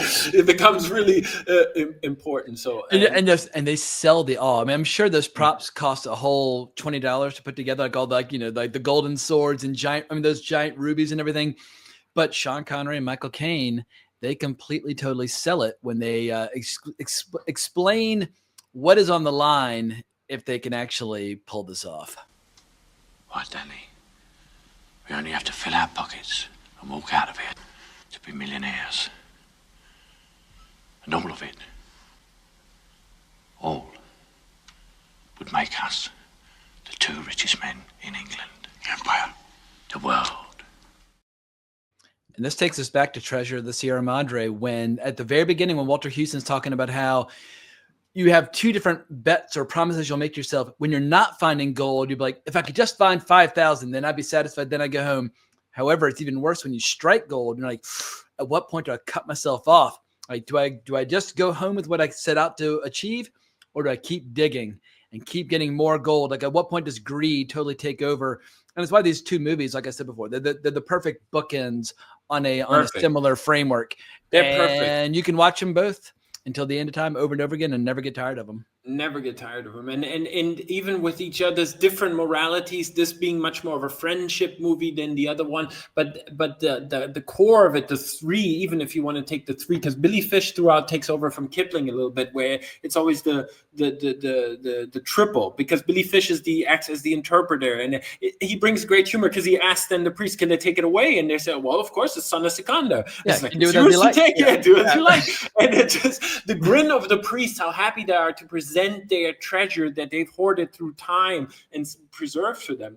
And the genius of Sean is how he says, I'd also like to thank all the men who carried out their duties over the thousands of years. It's so how pompous he gets right away when faced with the gold, when you get a great Christmas present and you want to thank all your uncles all of a sudden because you're so in the light of feeling good about yourself. We all know that feeling, and Sean brings it great. But we have to get into slightly before how they even get access to the hoard, because that's another thing that the movie does really great, not to say improve on, but make it work for the cinema. In the book, it's through the craft that they gain access, because he sits on this ornamental rock that they arrange for the ceremony and opening their lodge, and it tips over and reveals the Masonic symbols, which then lets the priests know, oh my God, what a symbol! This is incredible. Where here we have the key charm of the watch charm of the Masonic, given to them by Kipling himself. When they part ways, that Connery wears around his neck, and as they're ready to shoot the arrow at him, Peachy intervenes and kind of pushes him out of the way, which lets them see, oh, these are men, these are not gods. And the old man comes forth with the dagger, trying to pierce to cut his bleeding heart out, as they say. Yeah, it's straight a Temple of Doom, which many shots are Temple of Doom in this, which Spielberg and Lucas obviously inhaled watching this. And we should also say the actor playing that priest, by all accounts, was roughly 100 years old when he shot this movie. And there's this great snippet. There's a movie, I think it's called, hang on, there are 2 docs about the making of the movie, but the one on most of the Blu-rays is, I got the Blu-ray right here. Boom, boom, boom, boom. Actually, I've got it also in my, Call It Magic, The Making of the Man Who Would Be King. They talk about the advanced years of this actor. Very lively and intelligent, delightful. He got into the swing of things very quickly. Reported to be 100 years old. 101 by the time the picture's released. He was very tired the first 2 or 3 days. That when you finish the day's work here... But he was going back to the villa, being night watchman at night. Nobody told him that he didn't have to be the night watchman. Over 100 years old, he wasn't getting any sleep at all. And my favorite thing about him, once he saw the movies, like, now I'll live forever. And it's true. Here we are in 2025 still talking about him. He would be 150 years old now, and he's phenomenal in this movie. And they call him Methuselah or something. Always they get his name wrong throughout, which is so funny that they still haven't gathered the power. But he sells it. He's holding that blade. Oh, yeah. Sanda. And at the very end, when he wipes his hand on Sean's face and sees the blood and holds it up, it's an incredible performance. Well, this is another big pain of mine through these ages that we have now, that we used to have such great performances by men like John Huston, evoked from all the spaghetti westerns, from extras, from people who are non-actors. What happened to this? We need to bring these people back. They often give better performances than the trained actors. We can have a few sprinkled throughout, but in general, whether it's the African Queen and you name it, in the Badlands of Spain, you can find faces that on the cinema tell you more than you need to know about anything. And with the entire, through the army we have that, through the tribes we have that, but all these faces tell you so much. Especially the guy in the second village who's airing similar grievances to the previous one. Oh, yes. And he's so defiant and he's so pissed off. It's like, you could have 1,000 casting calls and never find a guy who's that interesting, who could scream with such ferocity, but he's incredible. Yeah, with them, they're not really sure if they're on set, or finally they have, they're the Great Council where finally they can tell of their woes. Air their grievances, absolutely. Yeah, exactly. And that is... you'll never forget those faces. Same in Sierra Madre. Same when they enter the Mexican village at night and the Indian village. You never forget that scene, breathing life back into the boy. That's truly a religious painting. It will never leave your memory. Walter Huston, the performance by the villagers, but yeah, that's John Huston at his most magical. Yeah, and that he then gets up and leaves. I'm not saying that's like how it is in the book. But again, Huston knows to be faithful to the book when it's a masterpiece already. You don't need to change anything. Just do the book. Just do it as it's written. That's enough of a challenge. And here, so we enter this, and obviously for them, that's the final symbol that Sikander has returned, son of Alexander, and like you pointed out, that change of Connery now creeping in. They have a plan that they say, let's wait out the winter. We have 4 months. We can hang out here, deal a little during which time we can build the bridge with which we can escape. Exactly. So it all seems still, the plan is still intact, and Peachy's always the voice of reason. Cooler heads will prevail. I'll train some armies. And in the book, it's the same way. He gets sent off into farming, pacifying certain villages, teaching them ways. So scarring, which Kipling already says, which is very similar to Tolkien, scarring the land with bridges, right? He's already aware that the innocence of that beautiful landscape is now lost through urban creep. Yeah, exactly. And so that's very beautiful in the book already. And here we see replacing that time, instead of seeing the Bill Bridges or something, we get Connery holding court, sitting in judgment. And it's so great. It's so funny. When he learns about this woman who's basically depriving children of food because all these men keep giving away their goats and cows so they can spend the night with her, and then watching Sean Connery on the spur of the moment finding like an appropriate punishment where basically she'll be sleeping with other men for free in order to pay back all these cows and goats. I mean, it's just it's divine comedy. It's incredible. Yeah, and only those men, and you realize, really, I don't know, Gladys Hill, Huston, Caine, Connery, who came up with that, but it's absolutely authentic, that they would have stories to tell. They would have they would have lived through similar situations, being those rebel rousers, and those are stories they would tell each other anyways. So those people are truly from that time, and we just transported into their presence now in this moment in this film. But they wouldn't act any other way, and you have that feeling throughout. And and however more heavy-handed it is dealt with in Sierra Madre to bring the points home. Here it is super subtle, like Connery does later with Robin and Marion. I feel this is like the blueprint of him showing this forever Peter Pan, this legend, and then feeling the cracks of age creep and letting that happen in such minimal ways. You really have to pay attention. It always feels real on screen, but as you watch this for the 200th time, like I do, you can really get into the performances, how they show these things. And again, we have to give it to Danny. I would believe the same. I would believe in Providence when the girl is called Roxanne, the arrow hits you, you get the symbol missing. I mean, these things keep happening to these guys. Is it destiny or luck? I mean, and then Peachy says, let's quit winners for once. Yeah. Like, we had tremendous luck. But it breaks your heart when they have, when you see for a brief shining moment, some cracks in their friendship. And I've got a little taste of these two guys about to throw down, which we never see what would have happened, but I imagine it would have been too close to call. So don't you provoke me, Peachy Cutter. Or you'll do what? You got me trembling in my boots here. What'll you do?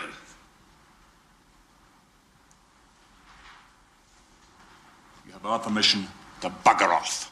That I'll do, with or without your bleeding permission. But what I love about that, when Sean faints, it kind of lunges in, and Michael Caine doesn't budge, is something that you learn through practice. Like one of the big things, if you take even one boxing lesson, learning not to close your eyes and flinch when somebody throws a jab or anything like that. If somebody lunges towards you and you don't budge at all and your eyes stay open, Michael Caine sells that. He's not afraid of Sean Connery one bit, but obviously the two of them have been in their own fair share of scraps. Yeah, and they've been in the army. Again, those men had lived lives before they became actors. They weren't just actors sprung up on stage to a casting call. And yeah, exactly. And it breaks your heart when you see them. And which really in Sierra Madre, that's throughout the last act, is this constant like cat and mouse where you neither can fall asleep because they will have each other's throats. And here it's much more the friendship.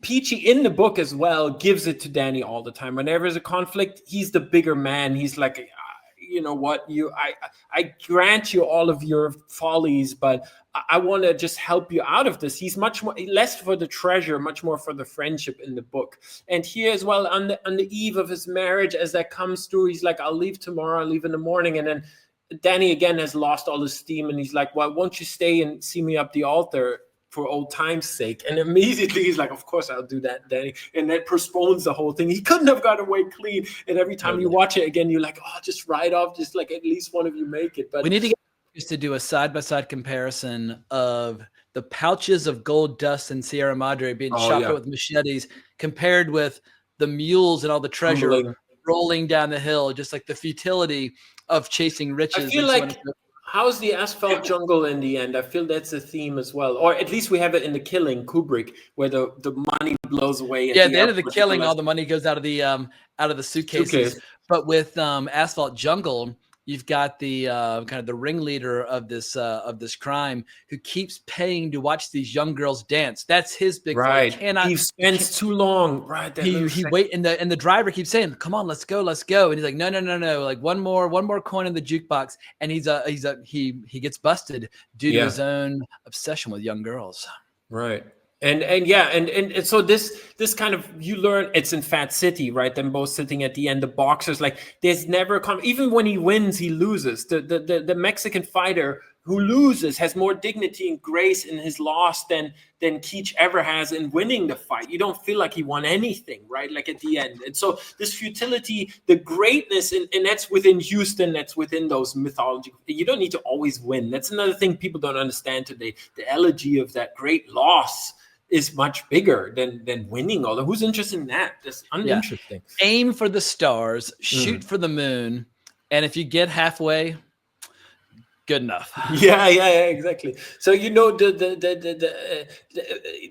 what comes at the very end, that if you mentioned a little bit before, but if you forgive me, and then in any other movie that would ring completely hollow if Peachy then says, of course I do, but here you feel it, like, yeah, what else were they going to do? Like, we gave it a shot, like we were to die in the mountains already, like of course I forgive you. Yeah, here's the full quote, and I'll include a screenshot from IMDb, but Danny says, Peachy, I'm heartily ashamed for getting you killed instead of going home rich like you deserve to, on account of me being so bleeding high and bloody mighty.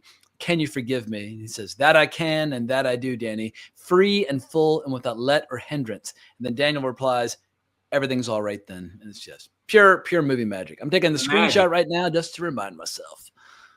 Yeah, it's magic, and it rings true. And that's even more miraculous, because often these things can feel completely cheap and not right and sold by the wrong people. And you're like, what? Really? Like, you don't believe what you see. But here because usually it's cheap sentiment, but this is earned. Yeah, this is earned and delivered right by the right people at the right time. And there's a great description in the book of Danny, who's very different. He's a red beard and sort of, based on several real people from history, adventurers and stuff. And there's this great description of Peachy looking back at Daniel when he's trying to dissuade him of like marrying somebody. He's like, in the book, he constantly says, don't like take the wife, but not like, and he's like, this is not about women. This is about taking a wife, preserving the bloodline, being, now he's thinking of empire. He's thinking of meeting the queen and giving her treasures. And he's this is the line from the short story. You go get a wife too, Peachy, a nice strapping plump girl that'll keep you warm in the winter. They're prettier than English girls, and we can take the pick of them. Boil them once or twice in hot water, and they'll come out like chicken and ham. But Peachy knows, for God's sake, leave the women alone. But there's another great line from the short story, which makes it in toward the end of the movie, when all the priests are resisting the idea of the king marrying a mortal woman. It's like, well, how can a woman marry God? This is ridiculous. But he has this line about, haven't I extended the shadow of my hand over this land? And it's almost like something Sauron and J.R.R. Tolkien. Oh, so good. And but the gesture towards the camera, Sean Connery towards the camera. It's like, here it is. They say, let Imbra decide. Imbra is highest god of all. And what if Imbra should hold against me? What'll they do about it? Am I a dog or a god? Haven't I put the shadow of my hand over this country? Yeah, pure Kipling. Yeah, that gives me a thing. Yeah, it's amazing. That is Sauron if he got his ring back, extending his shadow over the land. And there's a description in Kipling when Peachy sees Danny turn on the balcony into the red sunset with his red beard and the crown flaming in the sunset, and is a big red devil that he sees. And it completely harmonizes with the sentence, like you said, how can daughters of men marry gods or devils? Like they will combust from the inside. Their blood will turn into flames. Exactly. And that explains the fear of the girl, the wailing that you hear in the chapel as they prepare Roxanne to be wedded. It's so eerie. It's straight from The Exorcist, right? Like they're writhing on the floor and these masked figures, and Peachy really goes, it's truly like from a and that's where this movie, it finds a different tone or a different gear, where once again east is east and west is west, and never the twain shall meet. That's where you really feel like that he really is trying to mix, I don't know, like gasoline and fire together. What do you expect to fucking happen by making this terrible decision? Yeah, and he applies a different logic that has been working for them. If we apply our bigger tactics, our logical warfare, our machinery, the Martini rifles, it will give us automatic access to the deep, dark crevices of the souls that's deep in these lands, and it will fail, like you said, and you feel it throughout. And that wailing, it really brings it home, because what in God's name is that? Michael Caine hears it, and you see it, and when they finally, and Shakira really sells it. Her eyes are twitching. She's kind of fainting as she's walking up the steps, and as they embrace, she bites him, obviously, and the blood comes out, and I think bloody wench bit me. But it's like and he tries to bluff it out even then, and Michael Caine's like, for God's sake, like, the jig is up. They know we gotta get the fuck out of here now. We gotta brass it out. Sections, as they say. Brass it out, Danny, and him and Billy Fish, and they all walk in threes. And even that, you've been in that situation, and if you've lived a life in any sort of way, I've been where you just gotta make an exit from that. I've been in many situations as that way. Well, it's truly a tale of high adventure, and I've got a great line by Huston here talking about what does high adventure mean, because we see a lot of adventure movies or attempts at adventure movies, but what does high adventure actually mean? So straight from the lips of Huston. High adventure, not just simply hairbreadth escapes, but very high adventure indeed. I mean, the adventure of the spirit. It's not just about making a hairbreadth escape. It's not about simple scenarios. There needs to be an adventure of the human spirit, and you feel it by the end. And it's perfectly captured in this incredible movie poster that they created. I want to get your thoughts or reaction to just this snapshot, because it's very rare that I get the privilege on this channel of hearing a breakdown or analysis of what makes a poster work. So when you see this, so I've been what jumps out at you? This is by Tom Young. Tom Young is one of the all-time great movie poster artists ever, and he's created most people will know his Empire Strikes Back. That was one of the earliest posters I've seen, with Vader overstepping, everybody in the TIE fighters coming from behind, making that big curve. That's also Tom Young. That's made me fall in love. What I do is Tom Young, and he's done a great Taxi Driver composition. I mean, he's all over movie history with his art, and he's known for this very detailed style that's often, you see many pencil sketches by him that didn't get made, and it lets you in a little bit on his technique that this looks like, the old tempera or gouache on top of pencil, which gives you this really fine, not photorealistic, but very detailed approach that doesn't have thick outlines. A lot of the Italians, Frattini, and so they got a lot more painterly quality. This isn't so much painted, but it's it's almost drawn. Where Drew Struzan, they always talk about Drew Struzan recently passing, of course, one of the all-time legends, but they always talk in terms of his being a painted poster, which is only partially true, because they're more drawings. They're drawn by pencil and then filled in with a thin layer of airbrush and then drawn on top with colored pencils. So the paint rarely features into them, the real thick paint. And Tom Young was the forefather of that style in many ways. And you see it here. It's lots of details. And curiously, there are 3 versions, slightly different. Connery's always the same, but they couldn't get Michael Caine's face right, which I've tried many times too, so I know how hard it is. His expression is a little weird here. So there's another one that I like better, which was used for the soundtrack, but it's very rarely known. And then there's an Italian version, which got him looking way too grim, because I know the notes. I can almost put myself back into Tom Young's chair, into the notes, saying them. You got to transport that. It's a very hard tone to capture, because if they look too grim, it's not right. I've done many versions of this film where they look really tough, and you're like, something after a while didn't sit right with me. You got to make it. With Connery, he's looking off into the distance, whereas Caine's looking at him. So it's like, how can you capture all those mixed emotions? And you can see that this is invented. These poses they never have in the film. It's reminiscent of The Last Stand, The Great Battle, but Peachy wears the helmet and Connery doesn't. He wears the crown. Also, you see here the neck is way too thick and doesn't fit Connery's neck, because exactly Tom Young had to invent these shots. These weren't just simply like we get now, digitally traced from like promotional shots. They invented certain things. We see the Gurkha, we see Billy Fish here up front on the horse riding heroically. This scene never happens in the movie, but it's again, nevertheless, it's true. This is what the spirit of the movie is. So now you would get a million notes saying, well, this doesn't happen in the movie. So what? Like, people were more sophisticated. It's selling a tone. It's selling just a vibe, to use a word that the youngins use. It's just selling the spirit of the film, a spirit of high adventure. Yeah, and so there are many posters where I was able to maybe add my version of it, not because they are not great artworks already, but there are openings for you to make a different poster. This is one, there are no openings. Like this one. Yeah, it's not an opening. Pretty cool. It's all right, but it's too narrow. See, like it doesn't have, I can't reach it.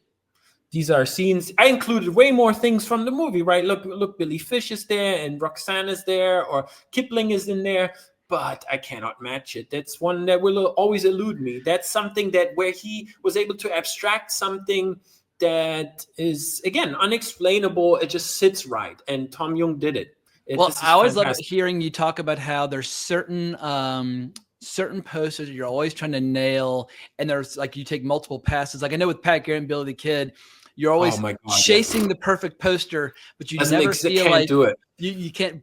But I love the fact that you keep crashing up against that wall, trying repeatedly to get it right, to really do the definitive version of Pat Garrett. Yeah, Pat Garrett is so mysterious, the movie, and so perfect in the film itself and the material, as you discussed many times with David Lambert. Great episodes, go hunt those down, where you get at the core of the mystery of this, of the many versions of this failed, flawed masterpiece that is precisely a masterpiece because it's flawed. How are you gonna ever rival that in a movie poster? It's almost impossible. There, nobody did it. Nobody, not the legends, nobody did it. Even the original one that's widely known. It's a good poster, but it's not what that movie deserved. So what is your the equivalent for Tony Stella to become a king of Kafirstan? What is the poster that you would love to really nail it? That you obviously Robin and Marion, but also that one is Brian Bethune knocked it out of the park. Brian Bethune, one of the all-time kings. He's done the best poster for, let's say, for many movies. He was the last great Bond poster artist that did the last Dalton, Living Daylights. He did the best. It's not Drew Struzan that did the best poster for Big Trouble in Little China. It's Brian Bethune, who was an English poster artist. A lot of the quad posters. He many great posters, but he did the ultimate Robin and Marion that I'm chasing since 30 years and I cannot capture. Well, what if Connery right, came to you tomorrow, Deaf Crocodile or Vinegar Syndrome came to you and said, you pick the movie and you have carte blanche with the art. What's going to be the first idea that you pitch to one of these boutique labels? Oh, you mean for Robin and Marion, or for any movie? If someone just came to you tomorrow and said, "Well, they just happened." It just happened. For example, Tomo Ishida did the Musashi trilogy of 6 movies that I've been promoting since 20 years, going to every label saying, "This is forget Toshio Mifune. This is the ultimate saga of the greatest samurai to ever live. Please release this." And Eureka, who I just worked for another project, released this with the god-awful, most terrible digital cover you can ever imagine. And I shot him an angry email right away. I was like, what possessed you not to ask me? There's only one person on the planet right now qualified to do it. Not only have I lived with this movie for 20 years, I was the only one talking about these movies, and I have the entire cycle ready in the drawer, and you get this shitty slop cover, the equivalent of all the Disney bullshit slop that we get in modern day on this cover, with like blurred out of, you can tell whoever did this not only doesn't have the skills, but it's an insult to the people who know the movies and the legend of these movies to have that bland bullshit shot with the wrong. I mean, I cannot. Yeah, I don't want to usually hurt people's feelings, but in this case, it's really blasphemy. I've got this ready. So yeah, I would love to have made this. This is one that slipped through my hands that deserves that. I could talk, like I was just gushing about that series of movies. There are shots in this movie that have never been rivaled in the history of cinema. When Musashi comes out of the battle of the Great Pine of the Yoshiokas, when they set him a trap, it's all filmed in black and white, and he runs across the fields muddied up, and he battles all this, the Battle of the Great Pine. It's all black and white. This is super colorful, this movie, but for this, it's all black and white.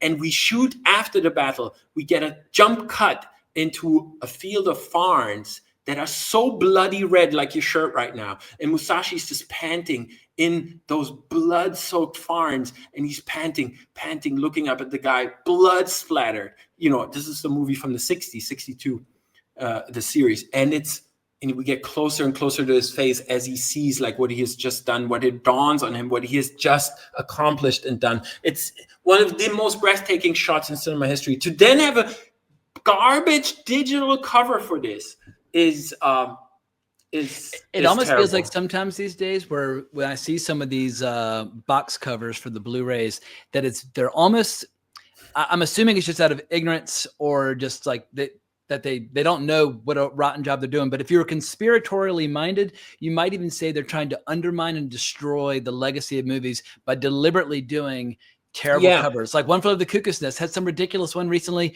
It's like, if you can't create something new and amazing, just defer to the original poster. You can never go wrong deferring to the original classic poster. Like Barry Lyndon, they've been using that Barry Lyndon poster for 50 fucking years. It's a banger. It'll always work. And you don't need, if you can't create something new, just stick with the basics. Well, I totally agree, because throughout my career, I've been marveling at this. I've seen the development go up and down. There was a rise of when we first started talking, there was a little hope of these boutique labels, these ivory tower collections like Criterion, really trying to preserve movie history and giving, exactly, it doesn't help to only get the old covers. You need to feed the people now who are still doing this, obviously. And as the industry shrinks and shrinks of physical media, we still need to deliver a beautiful packaged product that now gets you to buying it again, not only with background footage and extras, but we also need to present the ultimate edition in terms of the artwork and what's possible. Like, and this is garbage. This is a Blu-ray. It looks exactly ridiculous. Like, either use the original or hire Tony Stella to do a new one. But this is pitiful. Yeah, and here's my plea, since I don't want to step on everybody's toes, which I've done many times before, because I try not to shame or ridicule or go against people who are trying to make a living with this digital bullshit. But the thing is, can we at least agree that for classics we should do it like it always was done, for classic movies only? So I don't get mad anymore at people going like, this is a movie from 2025, you need to hire me. No. If you want to do a crummy poster for Predator Badlands, exactly, knock yourself out. I do not care. I would turn that job down. But recently, the Captain Blood cover for Criterion, finally, I've worked with them many times, but finally I had to mute them and unfollow them. And so I was so offended that Captain Blood, Errol Flynn, it's just a digital cover. It's sloppy. It's bad. It's not good enough. And if I'm waging this crusade, and I have many great people who urge me on and have my back, and I don't want to sound too bitter, but I really want to say how important it is that we preserve this craft and sort of take care. It's all about care, and that's more important to me than anything. I say what a rich landscape we had when even every country had 2 or 3 versions. And it's totally possible today. There are many people besides me. Poland, Italy, France, UK, America. So many artists right now. Go on Instagram. There's so many people that I often even recommend when I don't have time or it's not the right movie for me. Other people that could totally do this. Even something like I can't remember which version of it is, but I think it's just the Japanese poster for Once Upon a Time in the West. Just having the title in Japanese, you're like, that's fucking badass. That's fucking cool. It just makes that's it just a trick I always elevates do. It. Yeah. I love it when you use the Japanese titles. Well, now I've reached several milestones in my career that nobody knows, and nobody pays attention to. But again, that's only for me to know. There's nobody alive who's done more Japanese posters than me right now. It's just a fact. Now, whether they are all official or not, it doesn't matter. But for myself, that was so important that I not only engage with that back and forth of the films that I love, but also that there is now a work of my own over 20 years that I can look back at too and judge them. Like you said, I've done many posters and failed 20 times, but still that failure is now very interesting to look at all of a sudden, because you now see its own arc through one film that I've watched in my teens, then I revisit in my 20s, and now in my 40s, I have another view on it. I can revisit that.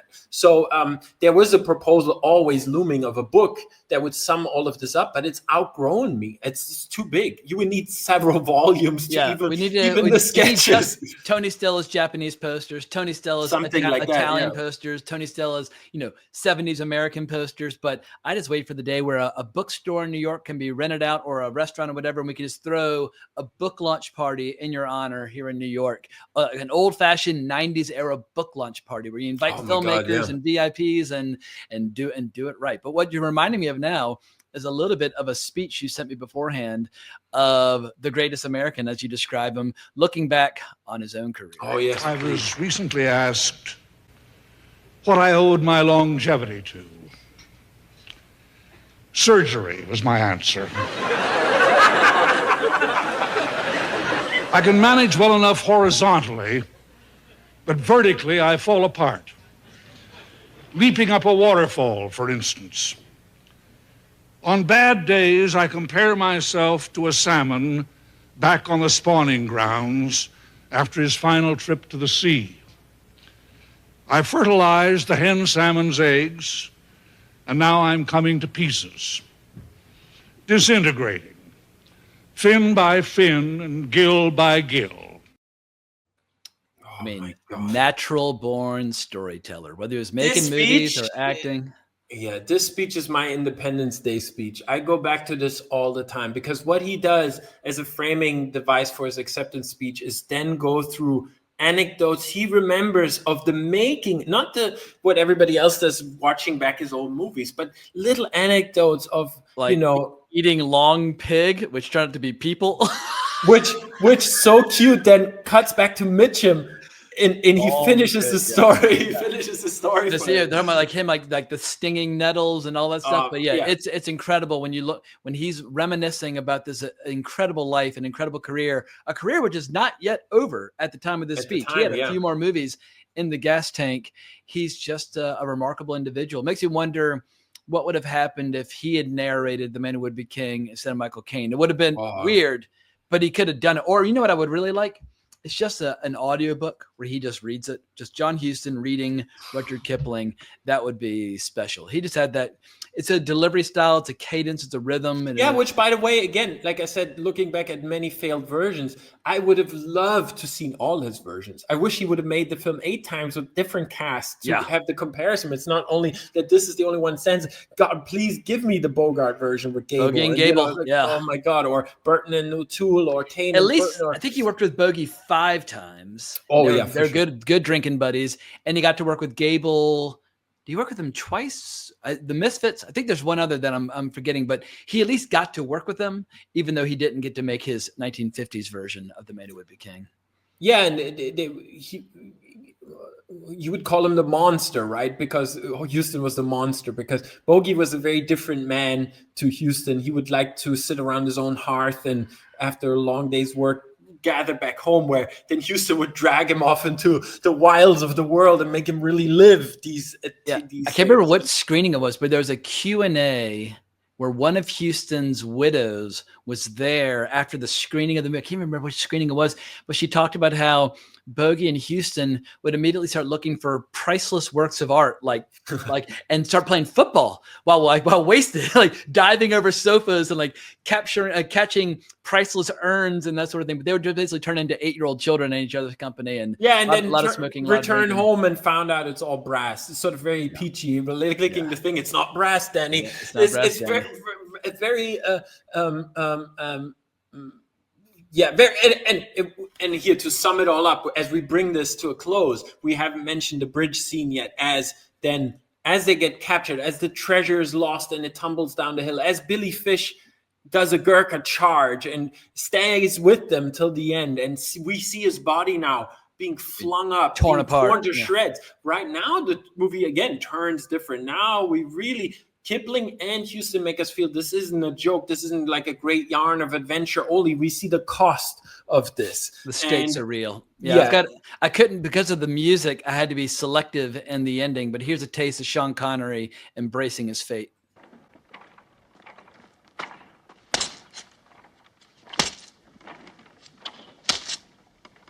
Cut, you buggers, cut! Yeah, so good. And Indiana Jones and the Temple of Doom would have been a different movie in the absence of this scene. Yeah, it made so many side by sides with the father and the son, and obviously, there are many side by sides. But it's so funny how they updated it, because in the book is "cut you beggars, cut," and because Connery says "cut you buggers." Cut. It's so quite different. Begging and bugging are two different verbs.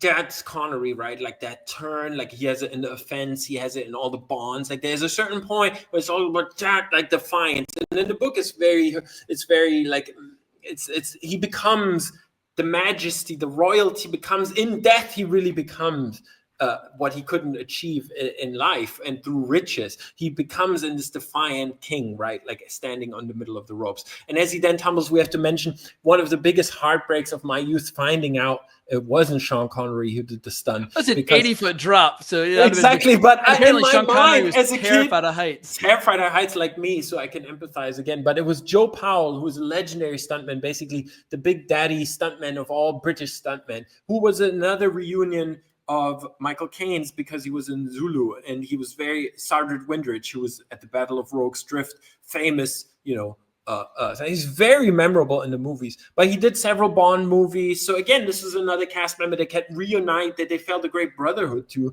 that Joe Powell could be on set, himself a veteran of D-Day, right? He was on the first wave of the beach. So these guys are all, they bring that these are the type of men who used to make movies. It wasn't like art school graduates. Yeah. So for anybody who watches the documentary about the making of, you get to see how they put that stunt together. But the big danger was when you're that high up, if you tilt the wrong way, it can kind of catapult you quite a bit of a ways horizontally. And that platform is not big where you have to land. They built this giant like stack of cardboard boxes down below. But it was an 80 or 90 foot drop. I've jumped off quarry holes that are 40 or 50 feet. It doesn't sound like much until you're standing up there, and it looks way higher when you're there. An 80 or 90 foot drop, I can only imagine what kind of terror Sean was feeling having to stand up there and windy sing. Ropes. You see the ropes going like jutting back and forth, and even the ropes don't look safe. Like, Indy, hold on! You can see Short Round just like yelling. But hearing them sing together side by side, the Son of God goes forth to war. It really gets to me. Yeah, and Peachy really getting crying, and Missy and Caine, like, again, great actor. Yeah, and his voice cracks when he's trying to sing the final line. It's just a masterclass. Yeah, and the music, and then Jar comes in, Maurice Jar comes in. It all gets this crescendo, and then cuts out, and we hear the wind. Yeah. And in the book, he falls for 30 minutes, right? The main theme is an old Irish tune called The Maureen, more often called The Minstrel Boy. Yeah. Yeah, and then Thomas More wrote the lyrics. The minstrel boy gone to war is gone, but the words sung by Daniel and Pitch, which is of course Huston putting his Irish in him. The Son of God goes forth to war by Reginald Heber. Yeah. And you can, once you've seen the movie once or twice, it will play now in your head, and you can sing it forever. And Sean just and the Son of God will go. Yeah, it's amazing. This is great when the combination of brass it out, Danny, and it finds that thing where in the book we never get to see, but it's faithful again. We return to Kipling because Danny then gets crucified. They will drive nails through him. I've got a little taste of that as well. Did you know what they did to Peachy? They crucified him, sir, between two pine trees, as Peachy's hands will show. Dude, Christopher Plummer's reaction, closed, and he's just stunned into awe. Yeah, Christopher Plummer. I don't think enough gets said about just how good he is in this movie. And he was at the time. He was one of the biggest actors in the world. You have to. He's in the fucking Sound of Music. Yeah, Christopher Plummer at this time. Budget, he could demand anything he wanted, And he has a beautiful line. I don't know if you have that quote, but at the end, it's exactly from the book. It's like, and as he describes his way home over a year being cut because they thought it was a bigger miracle than he's more of a god than Danny was because he survived that. And he goes, Daniel never let go of Peachy's hand, and Peachy never let go of Daniel's head. Yeah. And that's like, and that in that moment he reveals the shriveled skull and with the crown on his head, and it's like yeah, and that's the final shot in the film. Like as you said, Plummer gets that reveal. The drums kick in, and the music kicks in. Yeah, it's ultimate goosebumps. And in the book, it's made clear though that Kipling makes sure we understand the cost. this is not like not only the crucifixion, the torture, but there's no glory in the end. Peachy crawls in the street, gets a sunstroke. He finds him the next day. He doesn't leave the head. He has it with him, puts him in the missionary, and 2 days later he inquires about him and he's passed away. And the head, the crown, the skull, it's all gone. So all of this, it's truly Sierra Madre, the gold and the wind, but we don't hear Walter Huston laughing. It all goes back to the Maltese Falcon with the fucking the black void, as Bogart calls it. Like, what is that? Like the stuff that dreams are made of. That theme runs through like Huston's entire career. Mm-hmm. Yeah, and everybody that entire movie is chasing this fucking black bird, and it turns out it wasn't even a real bird. It's a fake, and they start the hunt again, looking elsewhere. Yeah, I wonder. Yeah, you have to look through his whole filmography and to link all these movies, because it's not overt in every movie, but Maltese Falcon, Treasure of Sierra Madre, Asphalt Jungle, even Roy Bean at the end, when Roy Bean appears as a ghost to this, it's a great masterstroke of a idea of a painter to then have him back as a ghost where you're not aware, what is the reality anymore? Does it blend into this when the oil barons take over, or in the Bible, obviously he gets to work with the real material when he's Noah. When Gabriel, the archangel, stands in front of the doors of Sodom and Gomorrah, and watch this movie. I mean, this is a masterful. Since Huston shot the Bible, it makes me wonder what would have happened if Huston had taken a crack at the Silmarillion, which is written like the Bible in terms of it's many stories across many generations. I mean, with that Italian production design, with Dino De Laurentiis behind him at that time, you should see what they've built for the Bible. I wanted it exactly in that time period with the Italian craftsmen at work. It could have been STEM, because we all have a love for the Hobbit and the Bakshi version because of exactly that. It was a sort of time in its imperfection, it lingers, but there was a time in movie craft history with costuming. This could have been achieved on the grand scale in the old way. Yeah, with a cast of thousands. Yeah. Where we don't see the zoom call. I love the Peter Jackson version, but it does have a little, when it fails, it's those zoom.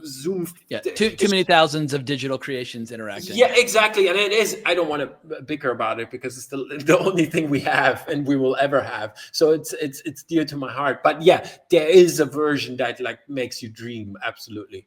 And I think a lot of this is now what they try to do through AI. What if Star Wars was an Italian porno movie from the 70s? And AI does give you these exciting, what if Jodorowsky did Star Wars? For me, like the, I guess the knock against AI is so abundantly self-evident. I don't even see how it's a discussion when every single AI video or viral video or whatever all seem like they're done in the exact same interchangeable, unidentifiable style. It's like, well, whether I'm reading books or listening to music or looking at paintings or watching movies, I like different styles.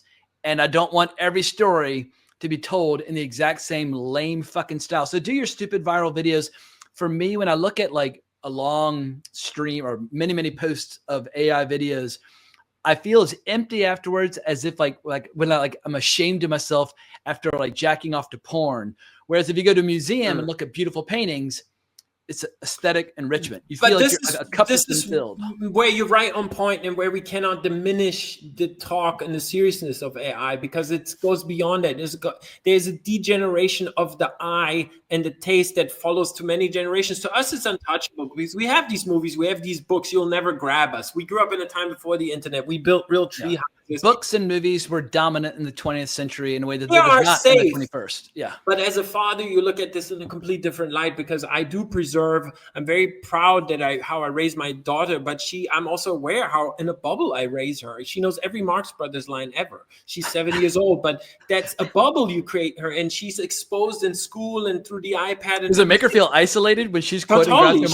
She comes home and she's so depressed. She's like, Daddy, they don't know the Marx Brothers. They don't know Raggedy Ann. They don't know, Indiana Jones. She knows Temple of Doom is one of her favorite movies because you have a brief time with them when you can. She just needs to host slumber parties where she exposes her friends to the stuff that she likes. She just had a play date today and she showed them Studio Ghibli stuff. They were totally blown away. And she showed them Porco Rosso. Yeah. I have a niece and nephew in Charlotte, North Carolina, who are 4 and 6.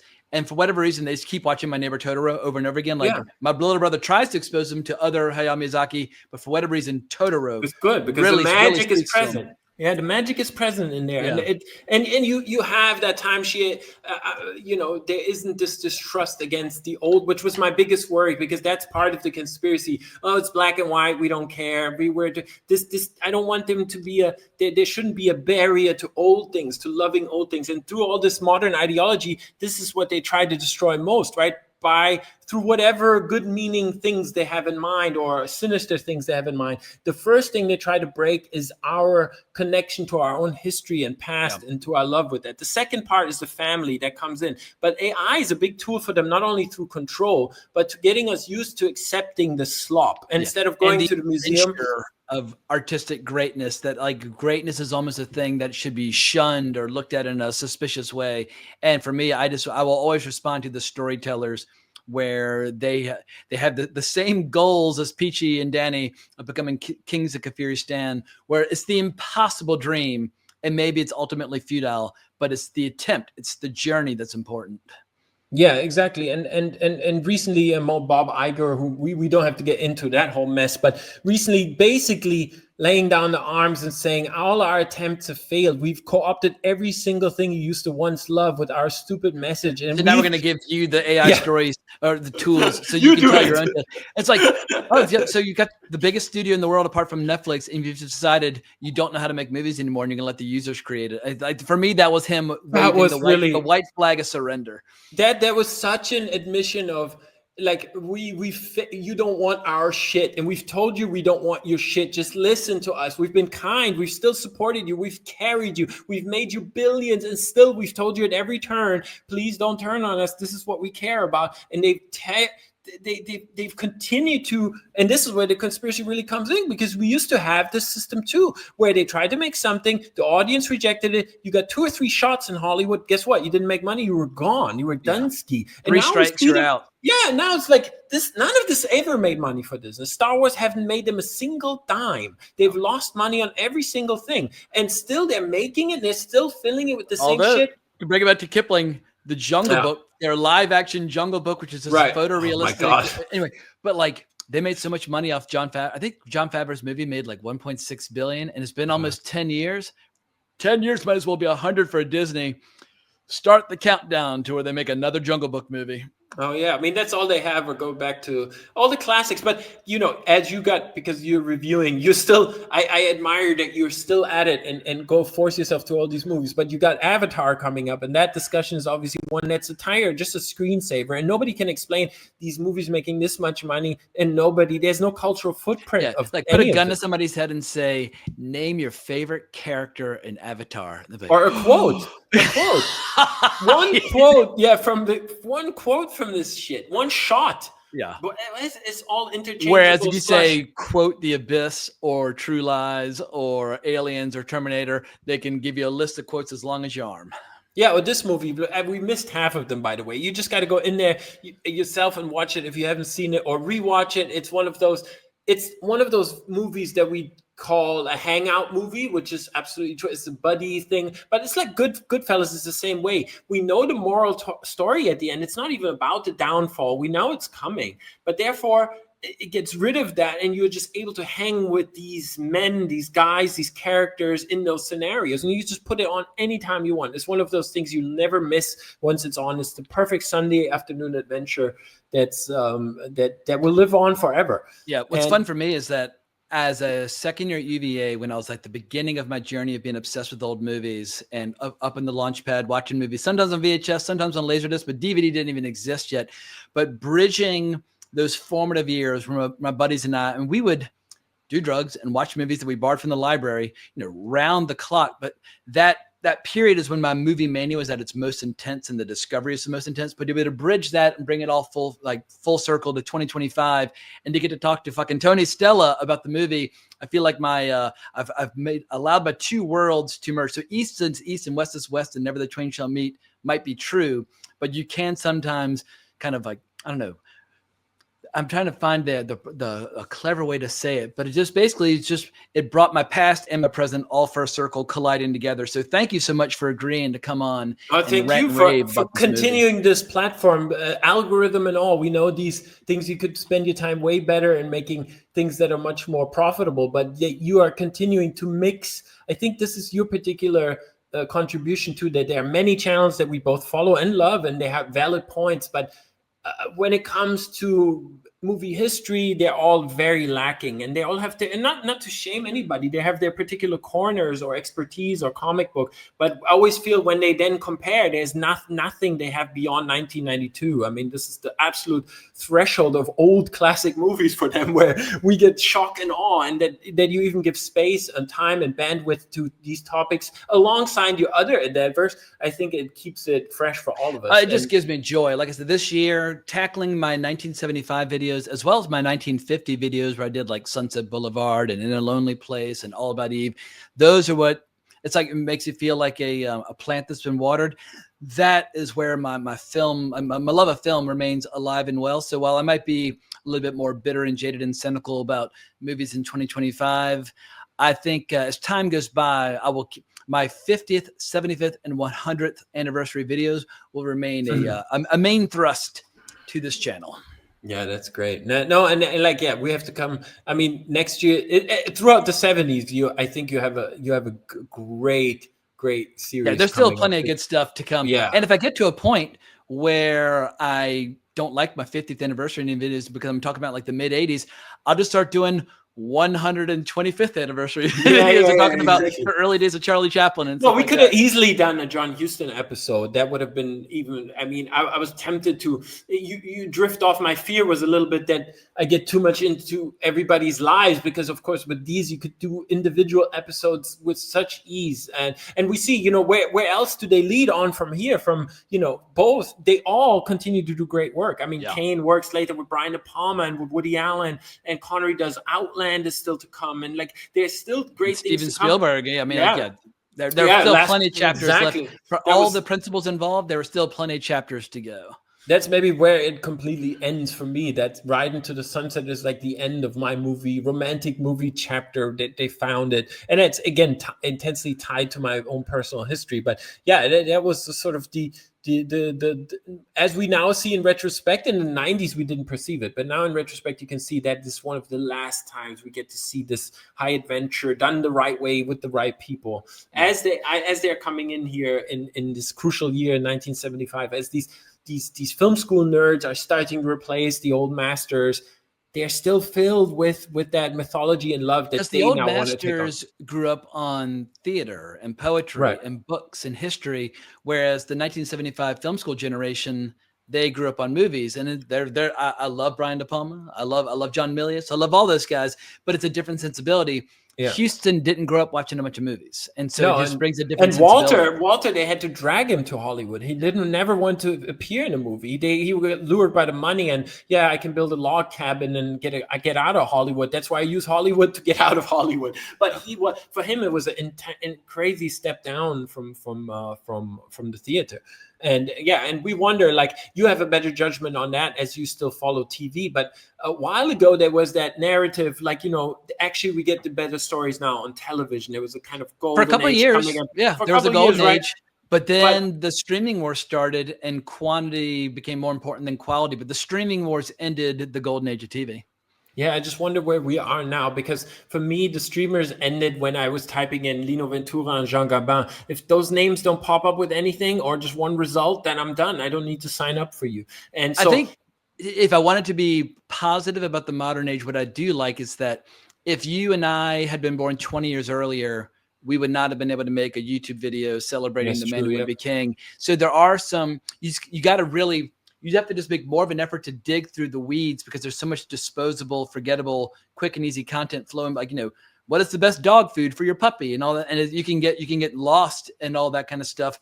But you can also find somebody like, I'm going to do a 3-hour video about my favorite scene from the Silmarillion, where in the 90s that did not exist. And so there is some cool stuff, but I think the effort you have to make define the cool stuff now. It's Duration's very important. It's very much a thing that plagues our generation, Generation X in particular, that I was talking to John Cribbs about, that every time I'm sort of maligning what's happening, I find myself not wanting to share what I found, right? Because that's the real deal. We had to dig it the hard way. Yeah. And so for you just to click a button, just or music or anything, it meant like we made an effort to, and that's why it means so much more than if you just happen upon it. But of course, I never had any feedback upon my work in the old days. I used to go with my portfolio, go to New York, got rejected, had to fly all the way back, lost tremendous amounts of money. Nobody got to see anything I did. But now you're able to share with people around the world what you do, and there is a great love, and I'm really thankful. I mean, I'm still working, obviously, at it, and every time I was maligning those evil corporations, but I used to use it as a challenge often to say, yes, there are many, let me make a greater poster than the movie actually is. And for me, I take the opportunity every time somebody's willing to put something hand painted still out there, I cannot deny it. I have to go into what the I like breach. to do, go on Twitter and just do a search of Tony Stella, but don't do Studio Stella. Like, do just the name, the number of people talking about your work that don't even know that you're on Twitter, and that they can tag you if they wish to. There's just a fan base that loves your work that's not connected to you personally. They're just connecting as fans. So maybe now's as good a time as any. Time to plug and promote and sell some posters, sell some books. Lay it all on me. What is the best place on all the various social media platforms to connect with you? What's the best place to buy some of your work?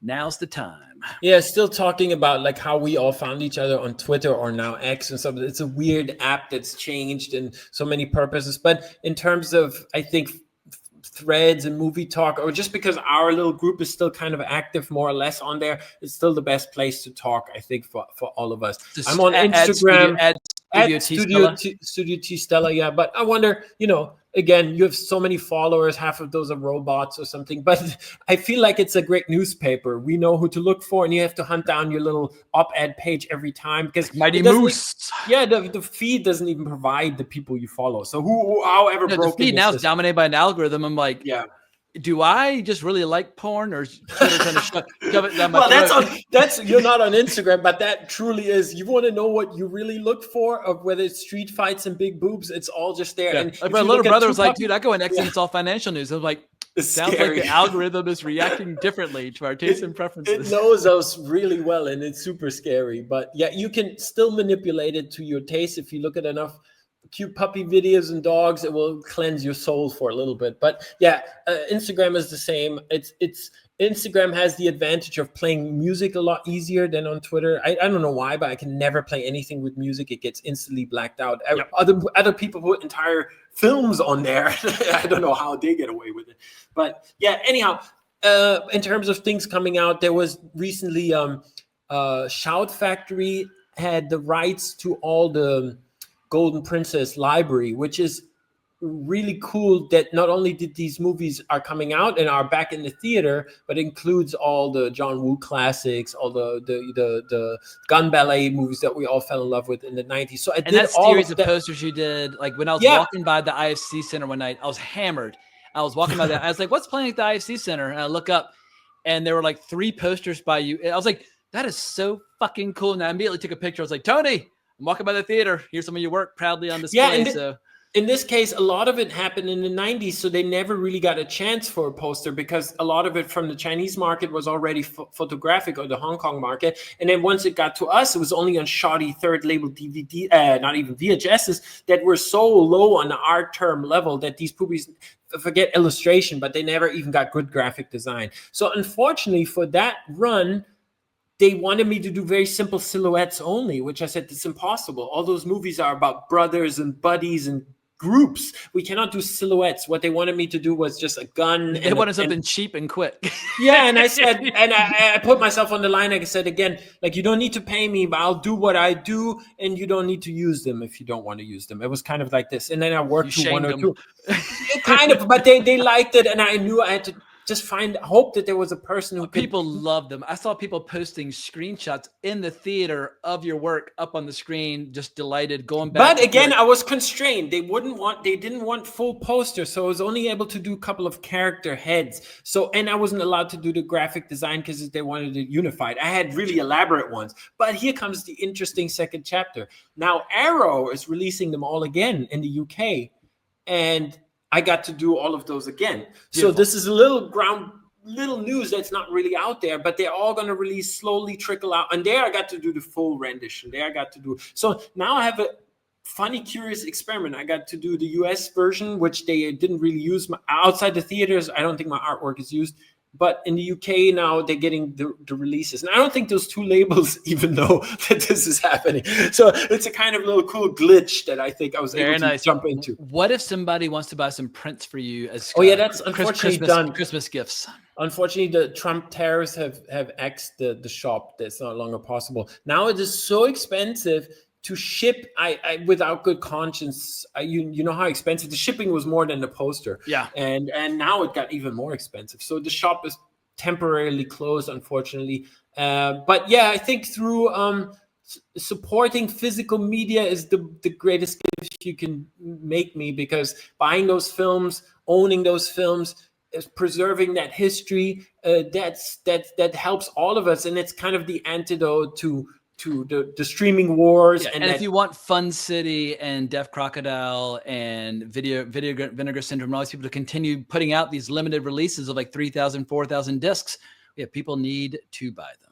Yeah, we're really in the LP space now, where vinyl still exists, but it's a tiny collector's market. And luckily, like, in the beginning of fandom, this was a tiny, passionate group. In the beginning of comic books, in the beginning of D&D, in the beginning of video games, where we all had, it was always a tiny group supporting an entire industry. So I'm not disheartened, because those guys are awesome. The collectors tag me all the time. They have they're buying 90% of the product. Yeah, exactly. And so I still feel that is healthy, as long as those labels can sustain, are willing to put things out. And especially I got to do, some amazing, where Toru Murakawa did all the series of Matsuda, all these things that I had for years carrying the banner for, actually did get released now, slowly trickling out, in terms of even rare Japanese editions that in Japan don't even get the light of day. So we're able to do something really special now that is not sort of in full despair of the contemporary times. If you have the passion for it, like you said, there is a space with enough information you can dig through